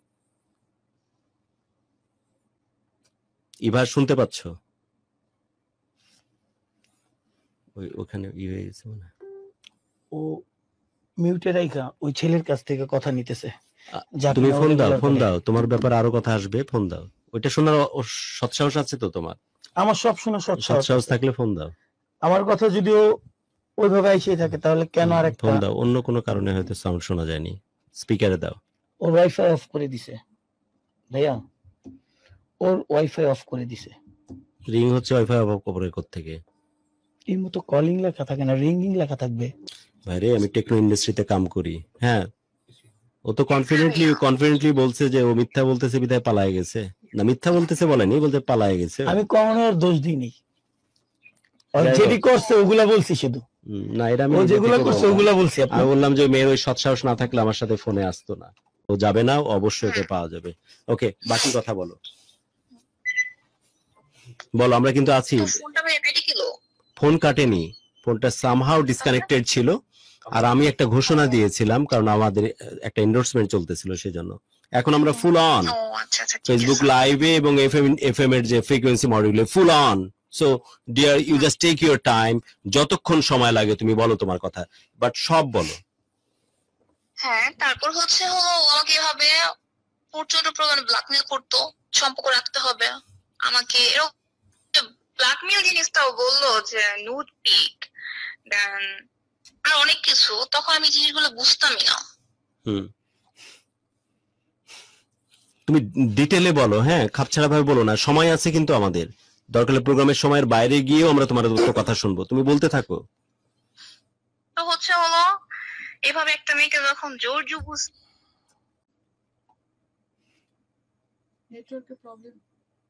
জোর জবরদস্তি, ওর নাম্বার তোমার কাছে আছে?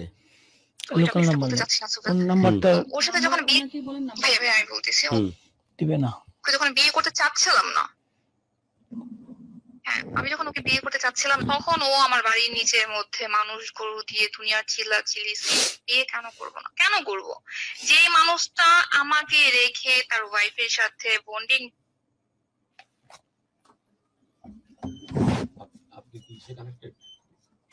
আমাকে ভালোবাসার কোনো মানেই হয় না। Then তাকে অপশন দেওয়া হলো আমার ফ্যামিলি। এখানে ইচ্ছা ও বলতে চায় ভয় যা পাচ্ছ শুনতে না তো পারে। আবার? আমার সমস্যা নেই। না, তোমার তো ভয় ভয় ভাব। কার? আমার? হ্যাঁ, কখনোই না। আচ্ছা ঠিক আছে, তাহলে চলতে থাকো। এটা কি এটা কি? হ্যাঁ, না, তুমি যদি দুশ্চিন্তা করো তাহলে বন্ধ করে দিই। আমার কোনো দুশ্চিন্তা নাই। বুঝে অনেক কিছু বলে ফেলবে কিন্তু। বলো। আচ্ছা, আশ্চর্য। হ্যাঁ ইভা বলো। হ্যাঁ ইভা বলো বলো বলো। হ্যাঁ ভাইয়া, হ্যাঁ। আমি নেটওয়ার্ক এখন এস্টাবলিশ করলাম, এখন ঠিক হবে, বলো, বলতে থাকো। তো হচ্ছে হলো ওকে যখন আমি বিয়ে করতে চাচ্ছিলাম ওকে আমি কখনই ভালোবাসি নাই। ও আমাকে যেভাবে জোর জবরদস্তি নিজের প্রেশার দিয়ে বিয়ে করছে, জোর করেই। ও যখন বলছে যে আমি ওকে বলছিলাম বিয়ের রাত্রে যে আমি তোমাকে কখনোই ভালোবাসতে এখন কি পারবো না, comeback করছে? দেন কখনো ভালোবাসবো না। হ্যাঁ, হুম। কথাটা সত্য ছিল। ওর প্রতি কখনো ভালোবাসা আগেও ছিল না আর এখনো নেই। হুম। Cause একটা মানুষকে কখনো জোর জবরদস্তি ভালোবাসা যায় না। হুম। একটা মানুষকে জোর জবরদস্তি ইউজ করা, তাকে জোর জবরদস্তি তার মনের বিরুদ্ধে তাকে তার সাথে থাকা, তাকে বিয়ে করা, এই লাইফের কোনো মানে হয় না। সবাই একটা স্বাধীনতা লাইফ আছে। তো তুমি তো করলে না, জোর জবরদস্তি রাজি করলে এবং তুমি তো বিয়ে করেও ফেললে। হ্যাঁ, আমার ফ্যামিলি আমাকে জোর জবরদস্তি ভাবে ওকে বিয়ে দিছে। কারণ ওর ফ্যামিলি কাছে। কি স্বার্থ ছিল? ফ্যামিলি কি কোনো অ্যাডভান্টেজ পাইতো পারভেজের থ্রু দিয়ে? কে? তোমার পরিবার কি পারভেজের থ্রু দিয়ে কোনো অ্যাডভান্টেজ পেতো?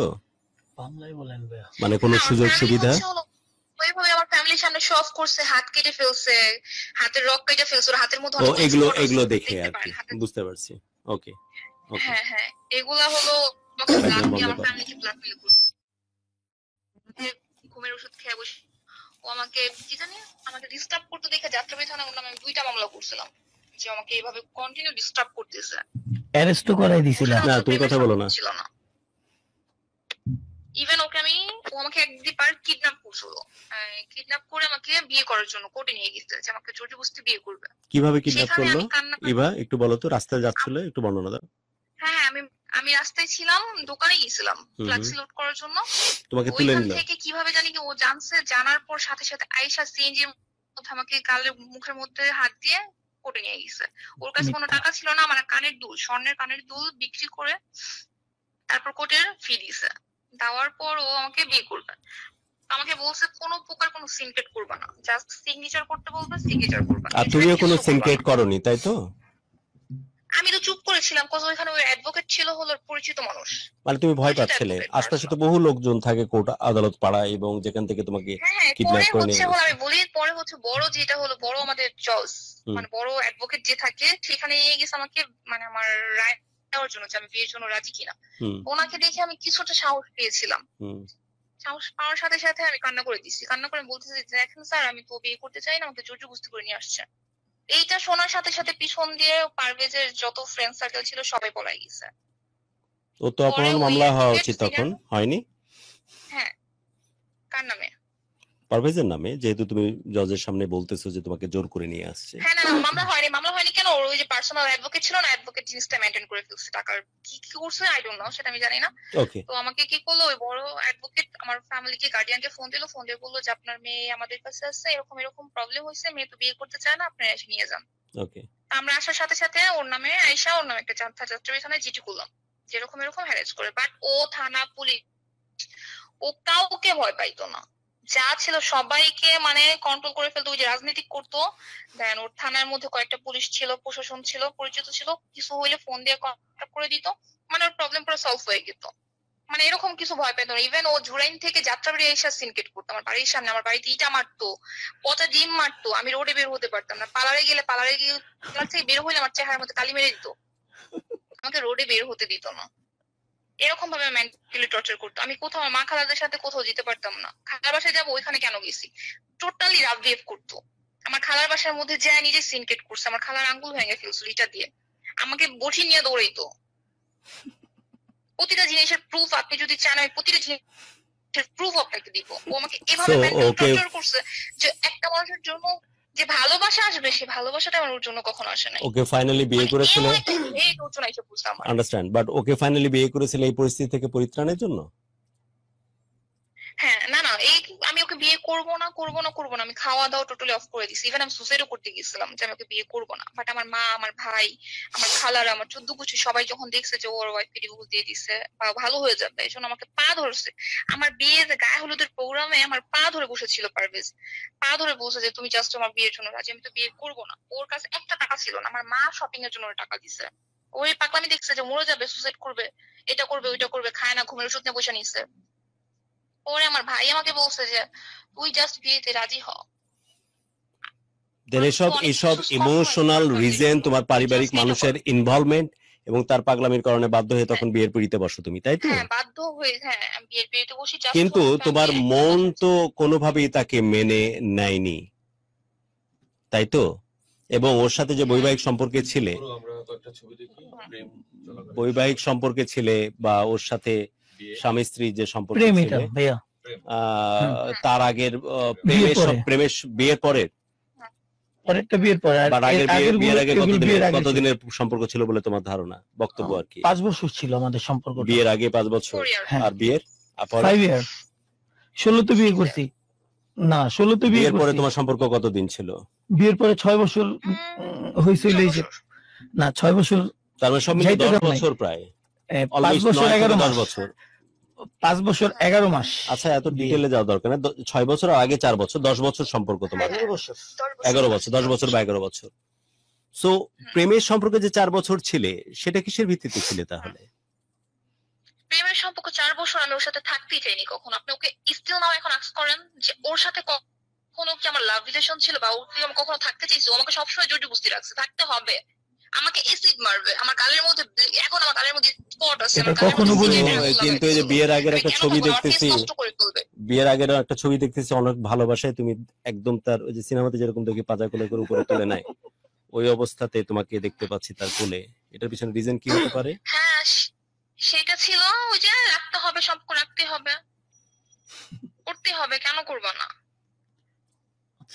তখনের সময়টা, এখনের সময়টা, তখন না একটা মানে কি বলবো, সেই সময়টার মধ্যে মানে একটা মানুষের যে ভয় জিনিসটা, ও সবসময় ভয়ের মধ্যে আতঙ্কতে রাখতো। আমার ফুল ফ্যামিলি মেম্বার যারা, আপনি যদি আক্স করতে ইচ্ছা আপনি প্রতিটা মানুষকে কল দিয়ে আক্স করতে পারেন ওর বিষয়। ও আমার বিয়ের আগে আমার লাইফটা আমাকে কিভাবে হেল্প করে দিছিল। তোমার এখানে মিনিমাম 100 ছবি আছে বুঝছো, বিয়ের আগের এবং পরের। আমার হয়তো আমার চোখের দেখার প্রবলেম হওয়ার কথা না, কারণ গত 15-16 বছর এই ধরনের প্রোগ্রাম করতেছি, যখন ইনভেস্টিগেশন জার্নালিজমের পার্ট হিসেবে আমি রিসার্চ করি সম্পর্কের পেছনের ব্যাকগ্রাউন্ড গুলো। একটা ছবি এরকম বর্ণনা দিচ্ছে না যে অসম্ভব জোর বা প্রেশারাইজ করার কারণে অসম্ভব ভালো লাগায়, ভালোবাসায় বুধ হয়ে কিছু জায়গাতে তোমার চোখও বন্ধ হয়ে গেছে, দারুণ ভালো লাগায় তার বাহু ডোরে যেভাবে আবদ্ধ হয়েছে, পাজা কোলে করে যেভাবে তোমাকে কোলে তুলে নিয়েছে, অসম্ভব রোমান্টিক এবং আবেগ ঘন হয়ে তার বুকের মধ্যে যেভাবে যতখানি মিশে যাওয়া যায় মিশে গেছে। এটার কোনো ব্যাখ্যা আছে তোমার কাছে? ছবিগুলো দেখাতে পাচ্ছি না যেহেতু অনলাইনে আমাদের এইসব দেখানোর প্রোটোকল নাই, বাট আমি নিজে দেখতেছি এবং বর্ণনা দিচ্ছি। কিছু ব্যাখ্যা আছে এটার? যেমন আমি লাস্ট যে ছবিটা আমার হাতে আছে, আমার কাছে মনে হচ্ছে বহুদিন পর এরকম একটা এক্সট্রিমলি রোমান্টিক ছবি দেখতেছি। তোমার বরের যে গায়ে যে, এটা মনে হয় বিয়ের পরের, মোস্ট প্রবাবলি বিয়ের পরে 4 দিন পরে। তুমি কথা বলো না ভাই, আমি একটু জিনিসটা জানার চেষ্টা করছি, আমি নিরপেক্ষ জায়গা থেকে ভাবার চেষ্টা করতেছি। ও বাই দ্য ওয়ে, তুমি কিন্তু অনেক সুন্দর, you are blessed by the almighty. দারুণ যত্ন করে তোমাকে বানাইছেন উনি। আমি তোমার বর্ণনা দিতে গিয়ে বলতেছিলাম যে চোখটা এমনই যে চোখে তাকায় থাকলে যে কোনো মানুষের কিছু সময়ের জন্য থেমে যায়। অনেক সুন্দর তুমি, অনেক সুন্দর। যেমন কিউট ধরনের একটা ফ্লেভার এসেন্স আছে তোমার মুখের অবয়বে, এবং সেই সাথে আজকালকার ছেলেরা যে ধরনের চেহারার মধ্যে যে ধরনের রাফ টাফ এবং সুন্দরের কম্বিনেশন চায়, এক্স্যাক্টলি ইউ আর। সো এখানে যে ছবিটা আমি দেখতেছি যে অসম্ভব আবেগে বুধ হয়ে গেছে পারভেজ, ও তো নেশায় ঘোর লাগা টাইপের একটা চেহারা দেখতেছে ওর চোখে মুখে। তুমি একদম বুকের যতখানি ভেতরে মিশে যাওয়া যায়। লেমন কালারের একটা টি শার্ট পরা, 2টা বটম লাগানো, তোমার বর মানে প্রাক্তন স্বামী আর কি, প্রয়োজনের চাইতে একটু বেশি কালো, আমার চাইতেও কালো, কিন্তু তোমার আভা, তোমার যে ভালোবাসা এবং তোমার প্রীতির যে আভা সেটা তার চোখে মুখে ছড়িয়ে পড়ছে, এর জন্য তাকেও কিন্তু দারুণ সুন্দর দেখাচ্ছে। তোমার পরনে হচ্ছে একটা সালোয়ার কামিজ, যেটা হচ্ছে একটু অনিয়ন কালারের একটা সালোয়ার কামিজ, এবং তুমি যে পরিমাণ মুগ্ধতায় তার সাথে মিশে আছো, আমাকে কোনোভাবে এটা মনে হয়নি যে তুমি অভিনয় করে কম্প্রোমাইজ করার একটা পার্ট হিসেবে তার সাথে মিশে আছো। ব্যাখ্যা দিবে একটু? কাইলি ছবিটা কবে সেটা আমার মনে পড়তেছে না। আমি কি ড্রিম হলিডে, আমার মতো এত সুন্দর করে বর্ণনা মনে হয় খুব কম মানুষই দিতে জানে। তাও ড্রিম হলিডে, ড্রিম উল্লেখ হলিডে করতে পারছো না যে কোন ছবিটা? আচ্ছা, আরেকটা ছবির বর্ণনা দিই। এরকম হান্ড্রেডস অফ পিকচার্স আছে, আরেকটা ছবির বর্ণনা দিই। আচ্ছা, ওটা বাদ দাও, আরেকটা ছবির বর্ণনা দিই। তোমার তো মনে পড়ার কথা, কারণ এত এত ডিটেলে বর্ণনা কয়জন করতে পারে বাংলাদেশে আমার জানা নেই। ভাইয়া বিয়ের আগের গুলা দেন। ভালো লাগতেছে না শুনতে? না না না, এই না না না, অবশ্যই ভাইয়া বলেন। আরে ভাই, স্মৃতি তো আর পর হয়ে যায় না। এই তুই চল, এই পথ যদি না শেষ হয়। তবে আচ্ছা, কেমন হতো তুই তো বড় তুমি রকমের বলো তো। মিথ্যা পারভেজ, ফটকাবাজ এবং মিথ্যুক টাইপের। তুই মেয়েরে বলিস ক্লাস 5 পাস, বহুদিন পর। না না, হাসতেছিস কেন? আমাকেও তো ছোট করে ফেলতেছিস হাসাহাসির কারণে। আমি তো তোকে হাসানোর জন্য বলিনি, আমি সিরিয়াসলি বলতেছিস। তুই গল্পের একখানে ভাই বললি যে এই মেয়েটি ক্লাস 5 পাস বা 8-এ ভর্তি করালি বা কিছু একটা বললি। এই মেয়েটির টোনালিটি এবং কথাবার্তা এবং তার যে প্রনাউন্সিয়েশন, বহুদিন তো এরকম স্মার্ট কণ্ঠস্বর শোনা হয় না এরকম। এটা বলার কারণ কি তোর? যেটা সত্যি সেটাই বলছি। তাহলে আমি কি বেকুব নাকি বুড়া হয়ে আমি ধরতে পারতেছি না এখন যে কে স্মার্ট আর কে আনস্মার্ট? আমি তো কথার মানুষ, মানে যে কথাগুলো শুনলে, যে টোনালিটি এবং প্রনাউন্সিয়েশন শুনলে কান শান্তি পায়, এই টাইপের প্রনাউন্সিয়েশন এবং কথা শুনতেছি। এভাবেই তো পাগল করে।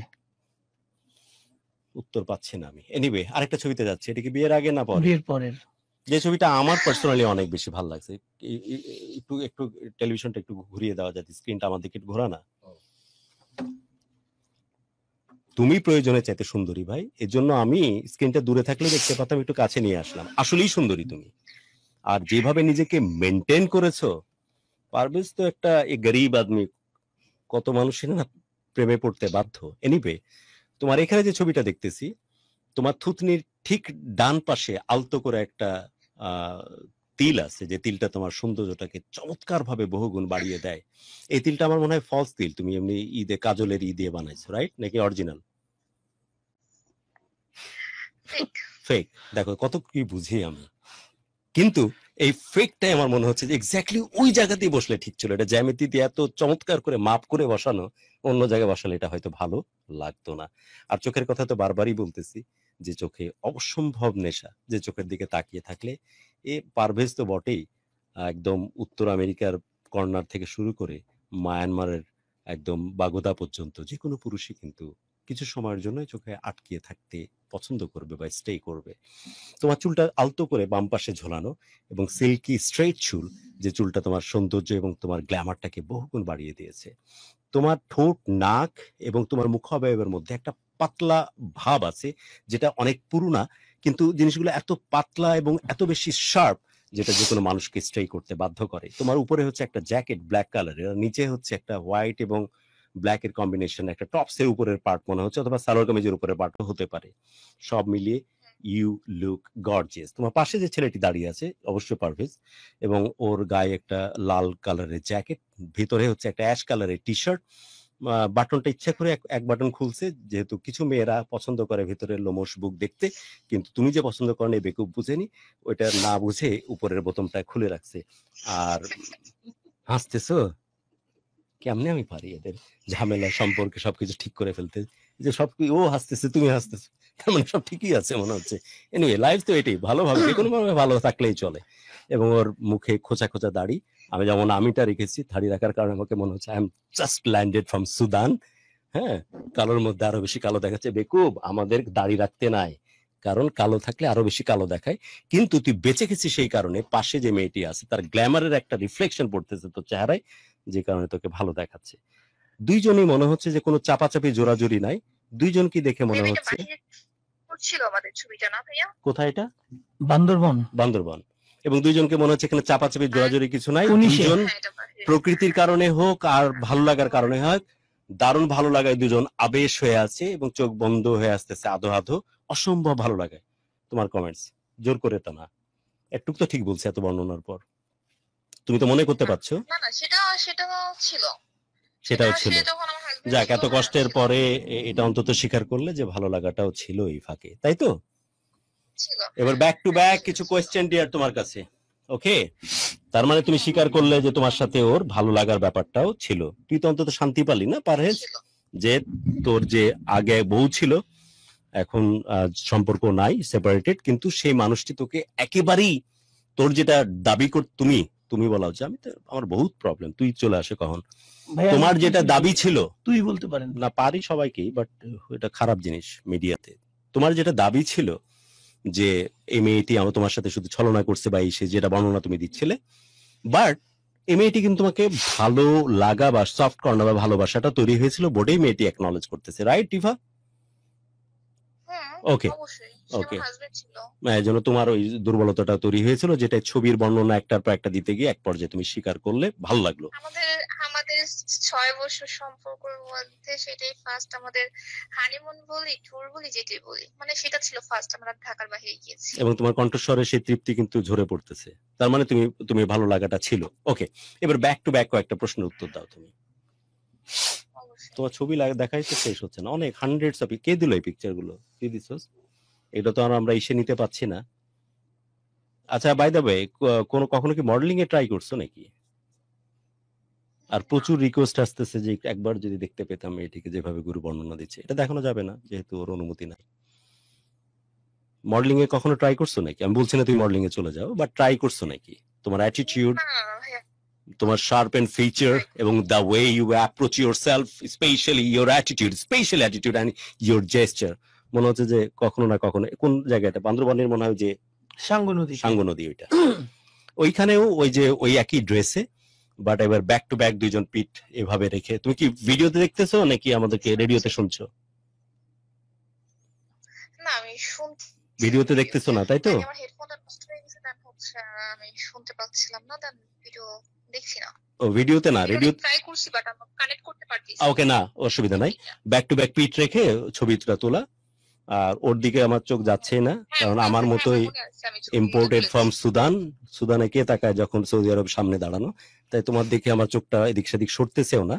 এবং দুইটা কারণে তোমার দিকে তাকাচ্ছে, একটা হচ্ছে প্রোগ্রামের কারণে, যে তোমার মধ্যে চেহারার মধ্যে মুগ্ধতা আছে কিনা, আসলেই মুগ্ধতা আছে, তুমি দারুণ ভালো লাগায় আধো চোখ বন্ধ করে রাখছো, প্রকৃতি একটা কারণ, আর তোমার ভালোবাসার মানুষ পাশে আছে এটা একটা কারণ, আর একটা কারণে দেখতেছি তুমি আসলেই সুন্দর। তাই সো তুমি অ্যাকনলেজ করলে যে ছেলেটিকে তুমি আসলেই ভালোবেসে ফেলেছিলে বিয়ের পর, রাইট?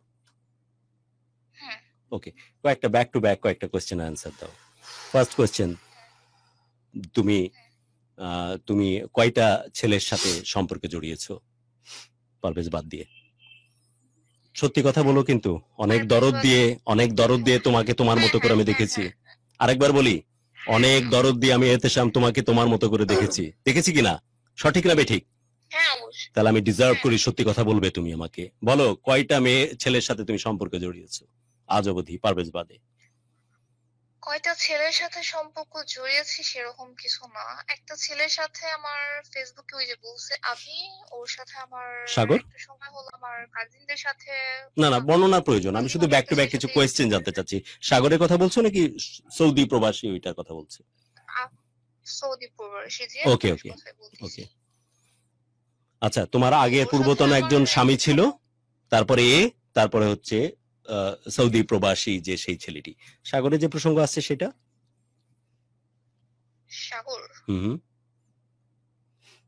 সাগরের সাথে আমার সম্পর্ক সেরকম ছিল না, হালকা হাই হ্যালো, কারণ আমার কাছে তোমার কাছে মনে হয়েছে তুমি একটু ফান লাভিং টাইপের ক্যারেক্টার। আমি ভুলও বলতে পারি, বাট আমার দেখে মনে হয়েছে তোমাকে, অনেকেই তোমাদেরকে দেখে মিসরিড করে, যেমন ধরো একজনকে হঠাৎ করে বলেই ফেলো ভালোবাসি তোমাকে, কেমন একটু ই করে না, ফান করে না, এই টাইপের, এর মানে এই না যে ধরা দিয়ে দিল, কিন্তু অনেকে হয়তো মিসরিড করে। তুমি কি এই টাইপ ক্যারেক্টারিস্টিক্স, আমি কি বুঝাতে পারতেছি? একটু ফান লাভিং টাইপ, সাগরের সাথে এই টাইপের একটু টুকটাক হয়তো এরকম কিছু। হ্যাঁ, ফ্রেন্ডের সাথে ফ্রেন্ডরা ছিল, আমার হাজবেন্ডের কাছে যারা বলছে তারাই কিন্তু ইনভলভ ছিল, ইভেন তারাও কিন্তু যথেষ্ট করে আমাকে হেল্প করছিল। ওকে, বাট একটা সম্পর্ক ছিল তার সাথে। ওকে, এর বাইরে কোনো সম্পর্ক ছিল? আর যেভাবে পারভেজ যেভাবে বলছে, মার্শাল যেভাবে বলছে যে ও যেটা বলতেছে সেটা না, অত ডিপ না, বাট ছিল একটা সম্পর্ক। ওকে, ডান। সাগরের সাথে ছিল। ওকে, সৌদি প্রবাসী ওর সাথে ছিল, সম্পর্ক ছিল তোমার আগে তো একজন হাজবেন্ড ছিল যার সাথে তোমার সেপারেটেড হয়, দেন এই পারভেজের সাথে সম্পর্ক, এর বাইরে আর কোন সম্পর্কে জড়িয়েছো না। এখন? যদি বলতে পারো তাহলে বলো, না হলে দরকার নাই। এক সেকেন্ড ডিয়ার, এক সেকেন্ড, এক সেকেন্ড। তুমি না চাইলেও যেভাবে তুমি কথা বলতেছ, যেমন তুমি দেখতে, মানুষ তোমাকে সিঙ্গেল থাকতে দিবে না। এটা তোমার কি বলবো একটা লিমিটেশন, যে তোমাকে বাধ্য করবে মানে সিঙ্গেলের জায়গা থেকে তোমাকে ভালোবাসার সম্পর্কে জড়িয়ে নিতে। যদি বলতে চাও তাহলে বলো, আইদার যদি মিথ্যা বলা লাগে তাহলে বলো না। এখন যাকে তুমি সেরকম কোনো সম্পর্ক তো আমি নেই আপাতত, আমি কোনো সম্পর্ক নেই। আমি জাস্ট হলো ওনার সাথে আমার সেপারেশন হওয়ার 6 মান্থ অনেক রিজন ছিল, যেই কথাগুলা মার্শাল একদমই টোটালি হাইড করে গিয়েছে। ওর একটা রং কোন সাইড ও শো অফ করে নাই, জাস্ট আমার রং সাইড গুলো শো অফ করছে। জাস্ট রং ওর নেগেটিভ কথাগুলো তুমি ব্যাক টু ব্যাক বলো। আগামী 2 মিনিট শুধুই তোমার বলতে থাকো, যেগুলো তোমাকে ওর কাছ থেকে সরিয়ে আসতে বাধ্য করেছে। আমি আমার পাস্ট লাইফের কিছু বলবো না, আমার পাস্টে কি হয়েছে সেটা, আমার সংসার লাইফে কি হয়েছে আমি জাস্ট সেটা বলতে বলো চাচ্ছি। 2 মিনিটে। আগের ওয়াইফ, ওর বাচ্চা বা আগে যে মেয়েদের সাথে রিলেশন ছিল আমি কিছু বলবো না, ওইগুলো হলো শেষ। আমার বিয়ের পর ওর সাথে একটা মেয়ের, আমার বিয়ের 3 মান্থ থেকে 6 মান্থ পর একটা মেয়ের সাথে সম্পর্ক জড়ায়। আমার বিয়ের, আমাকে এত ভালোবাসে, আমাকে এত ভালোবেসে ও বিয়ে করছে আমার জন্য, এত পাগল। দেন হচ্ছে ওই মেয়ের সাথে ওর বন্ধুর গার্লফ্রেন্ড থাকবে, এটা ও যে কোনো ভাবে হোক, ও যাই করুক, কিছু করার আগে আমার কাছে ধরা খাওয়া যায়, ও কোনো কিছু হাইড করতে পারে না।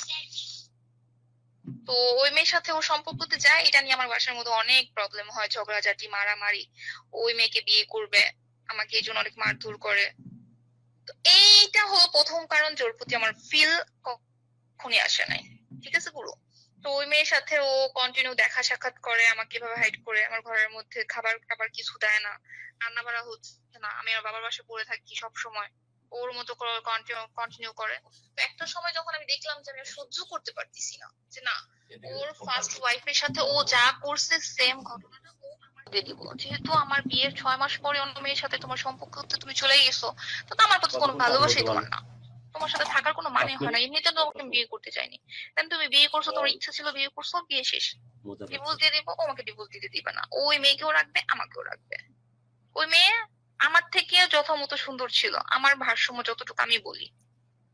ওই মেয়ের সাথে ওর সাথে কন্টিনিউ রিলেশন চলে চলে চলে, তো আমি এভাবে ওই মেয়েকে অনেক, ওই মেয়েটার কথা একটু বলো তো, ওই যে প্রথম যে ওর ওয়াইফের সম্বন্ধে একটু বলো তো। আমার সাউন্ড শুনতে পায় না, জিজ্ঞেস কর। না ওই যে ওর প্রথম ওয়াইফের কথা একটু বর্ণনা করো তো, একটু বলো তো। হ্যাঁ, ও বলছিল যে ওর কোনো দোষ আমি জীবনে খুঁজে পাইনি। তোমার দৃষ্টিতে কোনো দোষ কিছু চোখে পড়ছে কিনা, এবং দেখতে শুনতে কেমন ছিল, যেমনটা বর্ণনা দিলে, একটু যদি বলো, হালকা টাচ করে যাও। না, আমি মিথ্যা বলবো না, ওর ওয়াইফ অনেক ভালো ছিল। মাদ্রাসার একটা মেয়ে ছিল, মাদ্রাসা স্টুডেন্ট ছিল, অ্যাজ এ নরমাল গার্লস যেরকম নরমাল, মানে একটা তোমার একটু ঘরের আলাদা। পারফেক্ট ওয়াইফ, একটা ঘরের পারফেক্ট ওয়াইফের জন্য যতটুকু প্রয়োজন ততটুকু তার মধ্যে ছিল। নরমাল আর কি, অত আধুনিক, হাজবেন্ডের পছন্দ হবে, হ্যাঁ, অত আধুনিক বা ওরকম না, নরমাল আর কি, এরা নরমাল। হ্যাঁ হ্যাঁ ভাইয়া, নরমাল, কিন্তু আমিও ছিলাম, আমিও কিন্তু এই কোনো স্টাইল এসব ছিলাম না, করতাম না। না, ওই মেয়েটা তো কোয়েশ্চেনকে, প্রশ্নকে আস্ক বলে না বা কজ বলে না, ও বলে যে জিজ্ঞেস করেছিল তখন আমি এটা বললাম, এভাবে বলে। মানে এরকম একটু ডিফারেন্স আছেই আর কি। তারপর বলো ইভা, যেটা বলছিলে, কজ এন্ড আস্ক। তো হচ্ছে হলো মেয়ে অনেক ভালো ছিল, আর ওই মেয়ে সবসময় চাইছে ওর সংসারটা অনেক সুন্দরভাবে গুছায় নিতে। এখানে আমি ওকে সবসময় ওই মেয়েকে বলছি, ওই মেয়েটা দেখতে কেমন ছিল ইভা? মেয়ে দেখতে মনে হয় শ্যামবর্ণ ছিল, কিউট ছিল। শ্যামবর্ণ কিউট হলে তো একদম সোনায় সোহাগা রে বাপ, পৃথিবীতে এর চাইতে সুন্দর আর হতেই পারে না। এই শখে তো আমি প্রায় প্রিয়াঙ্কাকে বলি যে আমাকে ইনজেকশন দিয়ে মেয়ে বানায় নে, কারণ শ্যামবর্ণ তো আমি লম্বা আছি, আর যদি মেয়ে হইতাম সেই রকম দেখাতো আমাকে। শ্যামবর্ণ আর যদি কিউট হয়, ও এরপরে কোনো সুন্দর হয় না। ওকে, তারপরে বলো। ওই মেয়ে কিছুদিন আগে ওর হাজবেন্ড বা বাচ্চা সহ আমাকে ছবি দিয়েছে। কিরকম দেখতে? না, ভালো লাগছে, ভালো লাগার মতো। ওকে, এখন যথেষ্ট পরিমাণ একটু হেলদি হয়ে গেছে, বাট অ্যাজ এ ওয়াইফ হিসেবে পারফেক্ট। পারফেক্ট, ওকে।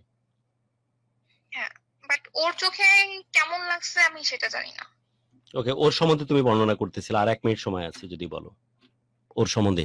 তো হচ্ছে ওই আমি সম্পর্ক থাকা সত্ত্বে হলো ভাই আমার 1 মিনিট হবে না, তো 5 মিনিট তো লাগবেই। এই ধর 2-5 মিনিট বলতে থাকো, তোমার কথা আমরা কান খাড়া করে শুনতেছি। হ্যাঁ, তো হলো ওই রিভার সাথে যে সম্পর্ক ছিল ওইটা শেষ। তারপর ওই সময় আমি রিভার নামে মামলা করছি, মার্সেলের নামে মানে পারভেজের নামে মামলা করছি। মামলা করে এটা নিয়ে আমি একদম শেষ করে দিয়েছি। তারপর হচ্ছে আমার শেষ করে সংসার ভালোভাবে কন্টিনিউ করতেছিলাম, খুব ভালোভাবে কন্টিনিউ করতেছিলাম।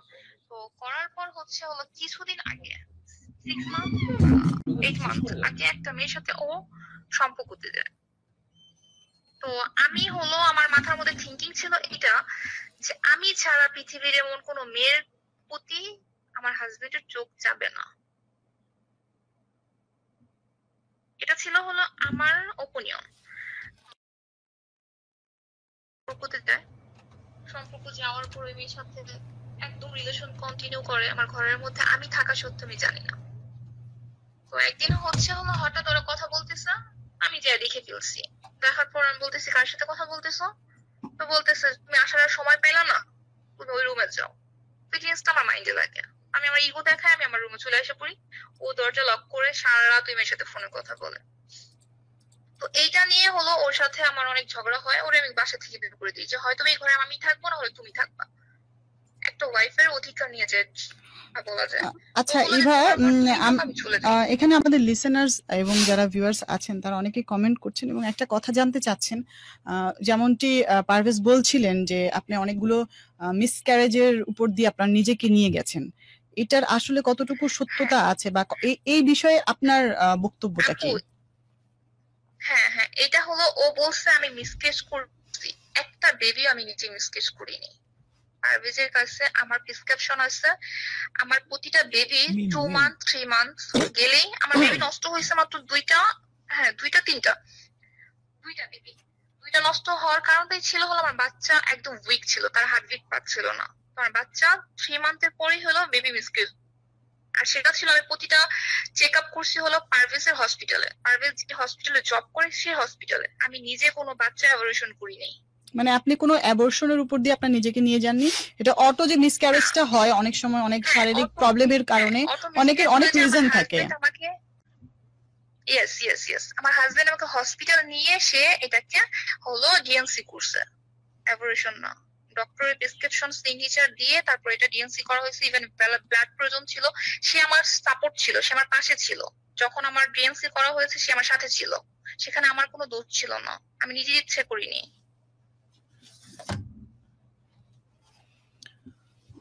ওনাকে জিজ্ঞেস করেন তো, সামনে আছে। তোমার বান্ধবীরা তো বলতেছে যে তুমি সাগরের জন্য করছো এগুলা, আর সাগরের ব্যাপারটা যেটা বলা, শোনো শোনো শোনো শোনো শোনো শোনো ইভা আমি একটা কথা বলি।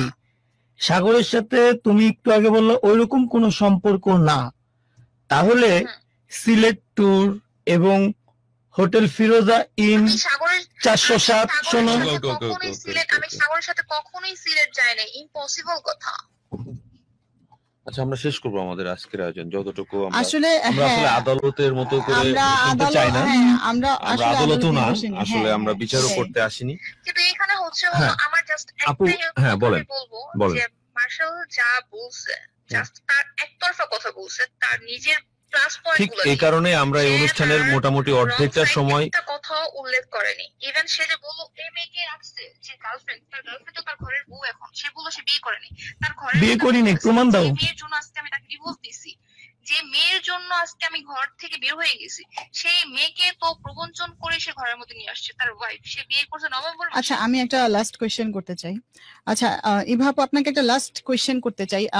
যেমনটি আমরা পারভেজের কাছ থেকে শুনছিলাম, আপনার কাছ থেকে শুনছিলাম, আপনাদের দুজনেরই একজনের প্রতি একজনের অনেক ধরনের কমপ্লেইন আছে। এখন শেষ পর্যায়ে আমাদের আসলে আমাদের সময়ও আসলে শেষ, একদম অনেক আগেই সময় শেষ হয়েছে। তারপরও আজকে আপনাদের এই বিষয়টা যেহেতু আমাদের লিসেনার্স এবং ভিউয়ার্সরা অনেক বেশি জানতে চাচ্ছিলেন, বেশি আগ্রহী ছিলেন, এই জন্য আমরা আরো এটাকে দীর্ঘায়িত করেছি। আসলে আপনাদের কি আর কোনোভাবে দুজনের একসাথে হওয়ার কি কোনো সম্ভাবনা রয়েছে? আপু সে তো আমাকে, আমার ডিভোর্স হওয়ার 3 মান্থ এখনো হয় নাই। 3 মান্থ হওয়ার আগে 1 মাসের ক্ষেত্রে সে বিয়ে করে ফেলছে। তার ঘরের মধ্যে বউ নিয়ে এসে পড়ছে। আমার যে ঘর ছিল, আমার যে সংসার ছিল, সেই সংসারের মধ্যে অন্য মেয়ে এখন ঘুমাচ্ছে, আমার বেবি। Over to you. সেখানে আর কিভাবে possible আপু? তো বিয়ে করে ফেলছিস তুই যে বলিস না? বিয়ে করিনি। হ্যাঁ? বিয়ে করিনি এখনো। আমার ঘরের মধ্যে ভাই, আমি আপনাকে প্রুফ দেবো। এখন আমি আপনাকে লাইনে রেখে প্রুফ দেবো, সেই মেয়ে আপনার ঘরের মধ্যে ঘুমাচ্ছে। ঘরে ঘুমাইতেই পারে, রুম তো 2টা। ভাইয়া একটা ছেলের ঘরের মধ্যে অন্য একটা মেয়ে, 2 রুম। তোমার ঘরেও তো একটা ছেলে, এবং আমি নিজে ভয়েস শুনছি, আমি নিজে কথা বলছি। এট এ টাইম দুজন কিভাবে একই চ্যাট করো? আচ্ছা, আমার টপিকস আমি একদম টোটালি বাদ দিয়ে দিলাম। আপনি বলছেন আপনি বিয়ে করেন, তুমি আসতে চাও? তুমি আসতে চাও? ইভা ইভা ইভা ইভা ইভা ইভা তুমি আসবা? শাট আপ, জাস্ট একটা কথা শুনুন। কেন আপনার কাছে আমি কেন আসবো? আপনি বিয়ে করছেন না? তাহলে আমি বিয়ে করি নাই, কিন্তু তুমি আসতেছো না তোমার লোভের কারণে। শোনেন, আমি এখানে কথা বলবো, তাহলে ওই মেয়ের সাথে কথা বলে দেন, আমাকে লাইনে নিয়ে আসেন। হ্যাঁ, ওই মেয়ের সাথে কথা বলে দিবা? লাইনে নিয়ে আসেন। কে ওই মেয়ে বাদ দিয়ে বিয়ে করছে কিনা না করছে, জাস্ট এটা আমি এখন প্রুফ চাচ্ছি। Enough of it. এক্স্যাক্টলি। আমরা শেষ করব। এনাফ। ওই মেয়ে তো ওর ঘরে, ওর বউ। আর না হলে কি হতো? পরিচয় করে দিছে আমার। না হলে কি হতো যদি ঘরে না তুমি যে থাকতো? আমাকে সেকেন্ড, না হলে কি হতো যদি ঘরে না থাকতো? যদি প্রমাণ হয়, মানে যদি সত্যি প্রমাণ হয় যে না আসলে বিয়ে করেনি, ওর সাথে কোনো নতুন কোনো কারো সম্পর্ক হয়নি, তাহলে কি হতো? ভাইয়া আমি 100% শিওর সে বিয়ে করছে। যদি আমি শেষ করি না, যদি না হতো তাহলে কি হতো? না হলে কিছু হতো না। না হলে কি তুমি না না না আমি বলতেছি যে সে যে জিনিসটা দাবি করতেছে যে না আসলে আমার কোনো সম্পর্ক আমি জড়িয়ে যাইনি, এবং বৈবাহিক কোনো সম্পর্ক কারোর সাথে না, যদি সত্যি হতো এটা, তাহলে কি তুমি ফিরে আসতে নাকি? না, সে তো ওই মেয়ের জন্য আমাকে ঘর থেকে বের তোমাকে তো ওকে ডিভোর্স দিছি ভাই। আমি ওকে যেদিন ডিভোর্স দিছি সেদিন ও নেশা করে, সারা রাত নেশা করে, আমাকে সারা রাত টর্চার করে আমাকে ঘর থেকে বের করছে। আমার শরীরের মধ্যে প্রচুর স্পট ছিল, ইভেন ঢাকা মেডিকেলের প্রেসক্রিপশন আমার কাছে আছে।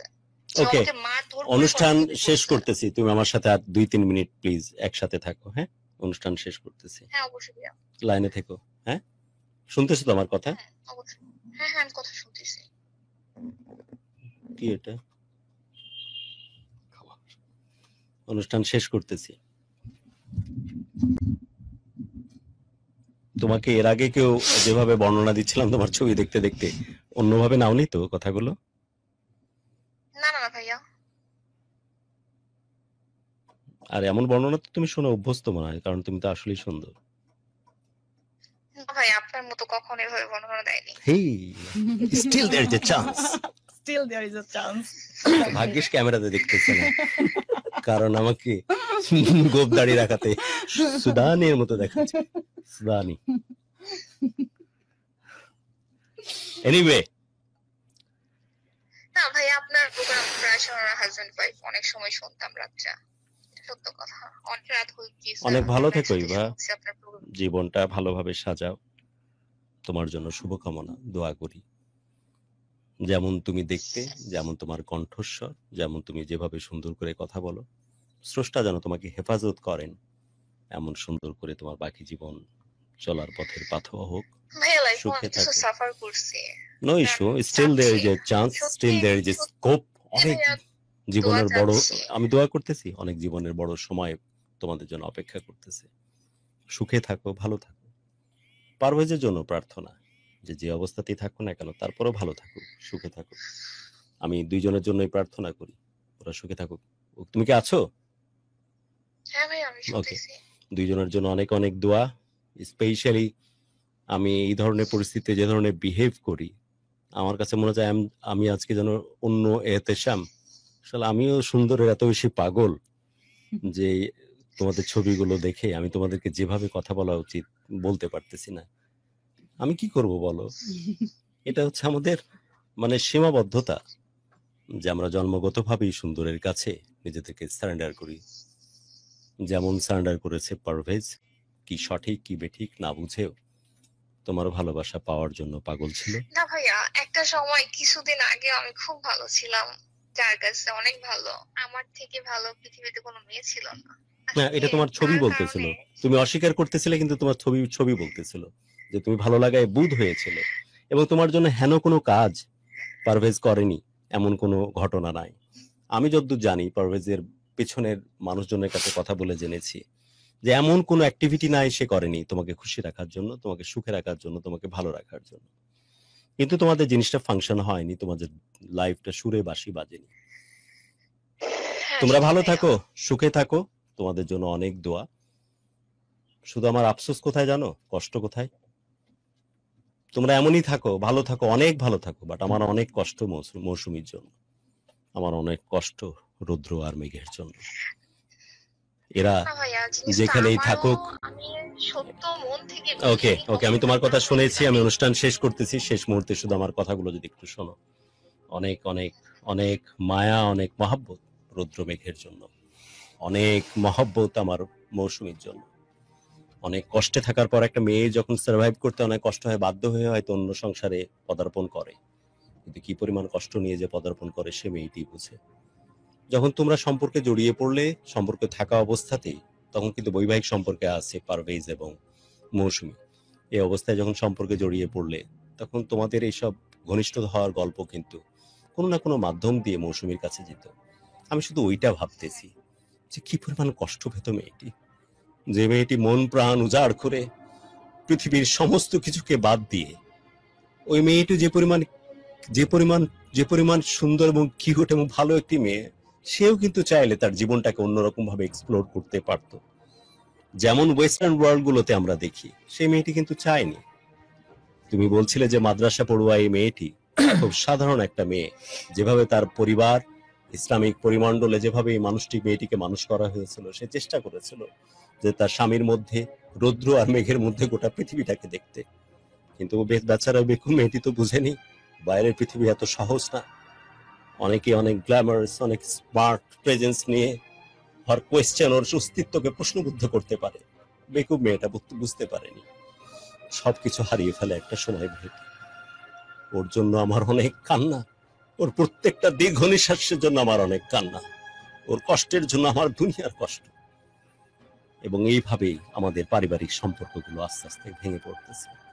বৈবাহিক সম্পর্কে যে ইনস্টিটিউশন আস্তে আস্তে বিচ্ছিন্ন হয়ে যাচ্ছে, আলগা হয়ে যাচ্ছে।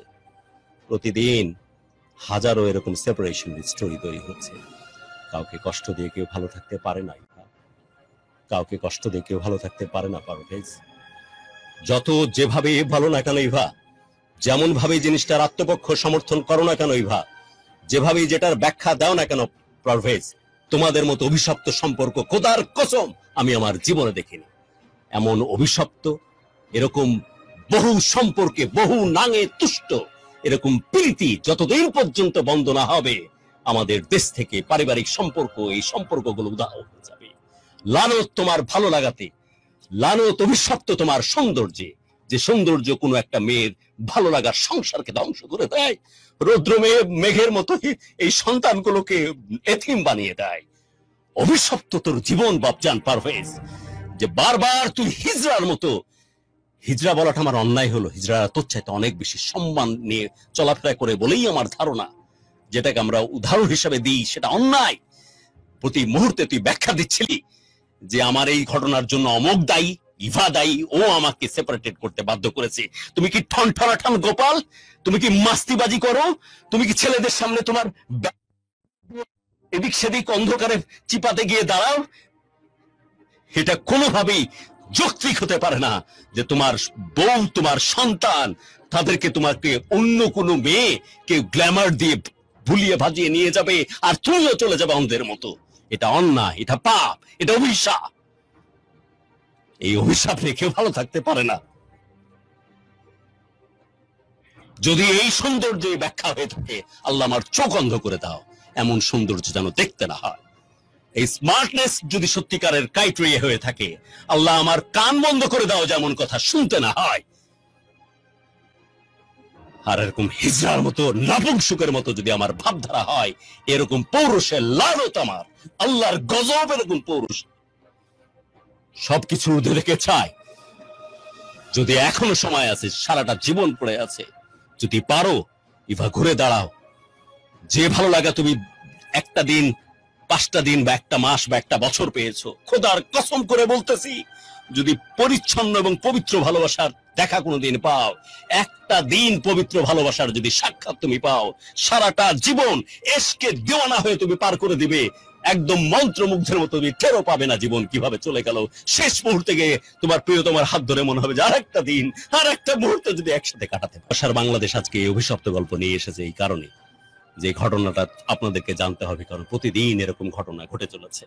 আর যে কারণে এইরকম লক্ষ্মী পেয়েগুলো, এরকম আমাদের সন্তানগুলোকে আমরা রাস্তায় ফেলে দিচ্ছি, আমরা বাবা মা হীন করে ফেলতেছি। সেপারেশন, ভঙ্গুর রিলেশনশিপে আমাদের মানুষ হচ্ছে, আমাদের সন্তানরা জেনারেশন পর জেনারেশন ধ্বংস হয়ে যাচ্ছে। এটার কারণে এখান থেকে আমরা মুক্তি চাই। ভালো থাকুক পুরো পৃথিবী, ভালো থাকুক বাংলাদেশ, এই প্রত্যাশা আজকে শেষ করতেছি। যদি সম্ভব হয় পারভেজ, যদি সম্ভব হয় ইভা, ঘুরে দাঁড়াও। এমন পবিত্রতম একটা সম্পর্কের দিকে তোমরা যদি ধাবিত হতে পারো, তোমরা দুইজন পরস্পরের একসাথে হয়েও না, কারণ আল্লাহ বলেছেন যে তোমরা কোনোভাবেই এমন কোন সঙ্গী, এমন কোন সাথী পছন্দ করো না তোমাদের লাইফ পার্টনার হিসাবে বা তোমাদের বন্ধু হিসাবে যারাদের পরে আল্লাহর অভিশাপ থাকে। এই অভিশপ্ত জীবন থেকে পার হওয়ার একটাই বুদ্ধি, তোমরাও ভালো পরিপূর্ণভাবে সত্যিকার অর্থে ভালো মানুষের সান্নিধ্যে যাও এবং পরবর্তী জীবনগুলো সেভাবে পার করো। না হলে যে জীবন তোমরা পার করে এসেছো, ভবিষ্যতের জীবন যদি এভাবে পার হতে থাকে, বয়স যখন ভাটার দিকে যাবে, জীবন যখন সায়ান্নে এসে দাঁড়াবে, যে অভিশপ্ত জীবন তোমরা কাটাবে সেটার জন্য যে রিগ্রেট তোমার হবে, নিজেকে কখনো ক্ষমা করবে না। আমরা পরিত্রাণ চাই এই জীবনের, আমরা চাই একটা দারুণ ভালো লাগা ভালোবাসায় ভরিপুর হোক চারিপাশ। দোয়া করি পারভেজের জন্য, দোয়া থাকলো ইভার জন্য, তারা সত্যিকার অর্থে চমৎকার চমৎকার ভালো লাগার মানুষ খুঁজে পাক এবং দারুণ ভাবে পরিপূর্ণতা পাক তাদের জীবনে। তারা দেখা পাক সত্যিকারের ভালোবাসায়, সাংসারিক সান্নিধ্যের, সাংসারিক সক্ষমতার, যে ভালো লাগাতে বুধ হয়ে থাকে, নেশার ঘরে আচ্ছন্ন হয়ে থাকে পৃথিবী, সে ভালো লাগার সাক্ষাৎ পাক এবং এই নোংরামি থেকে তারা পরিত্রাণ পাক। সে প্রত্যাশায় আজ শেষ করতেছি। আর সব দোয়া যাচ্ছে আমার মৌসুমীর জন্য, সব দোয়া যাচ্ছে আমার রুদ্র আর মেঘের জন্য। তারা ভালো থাকুক।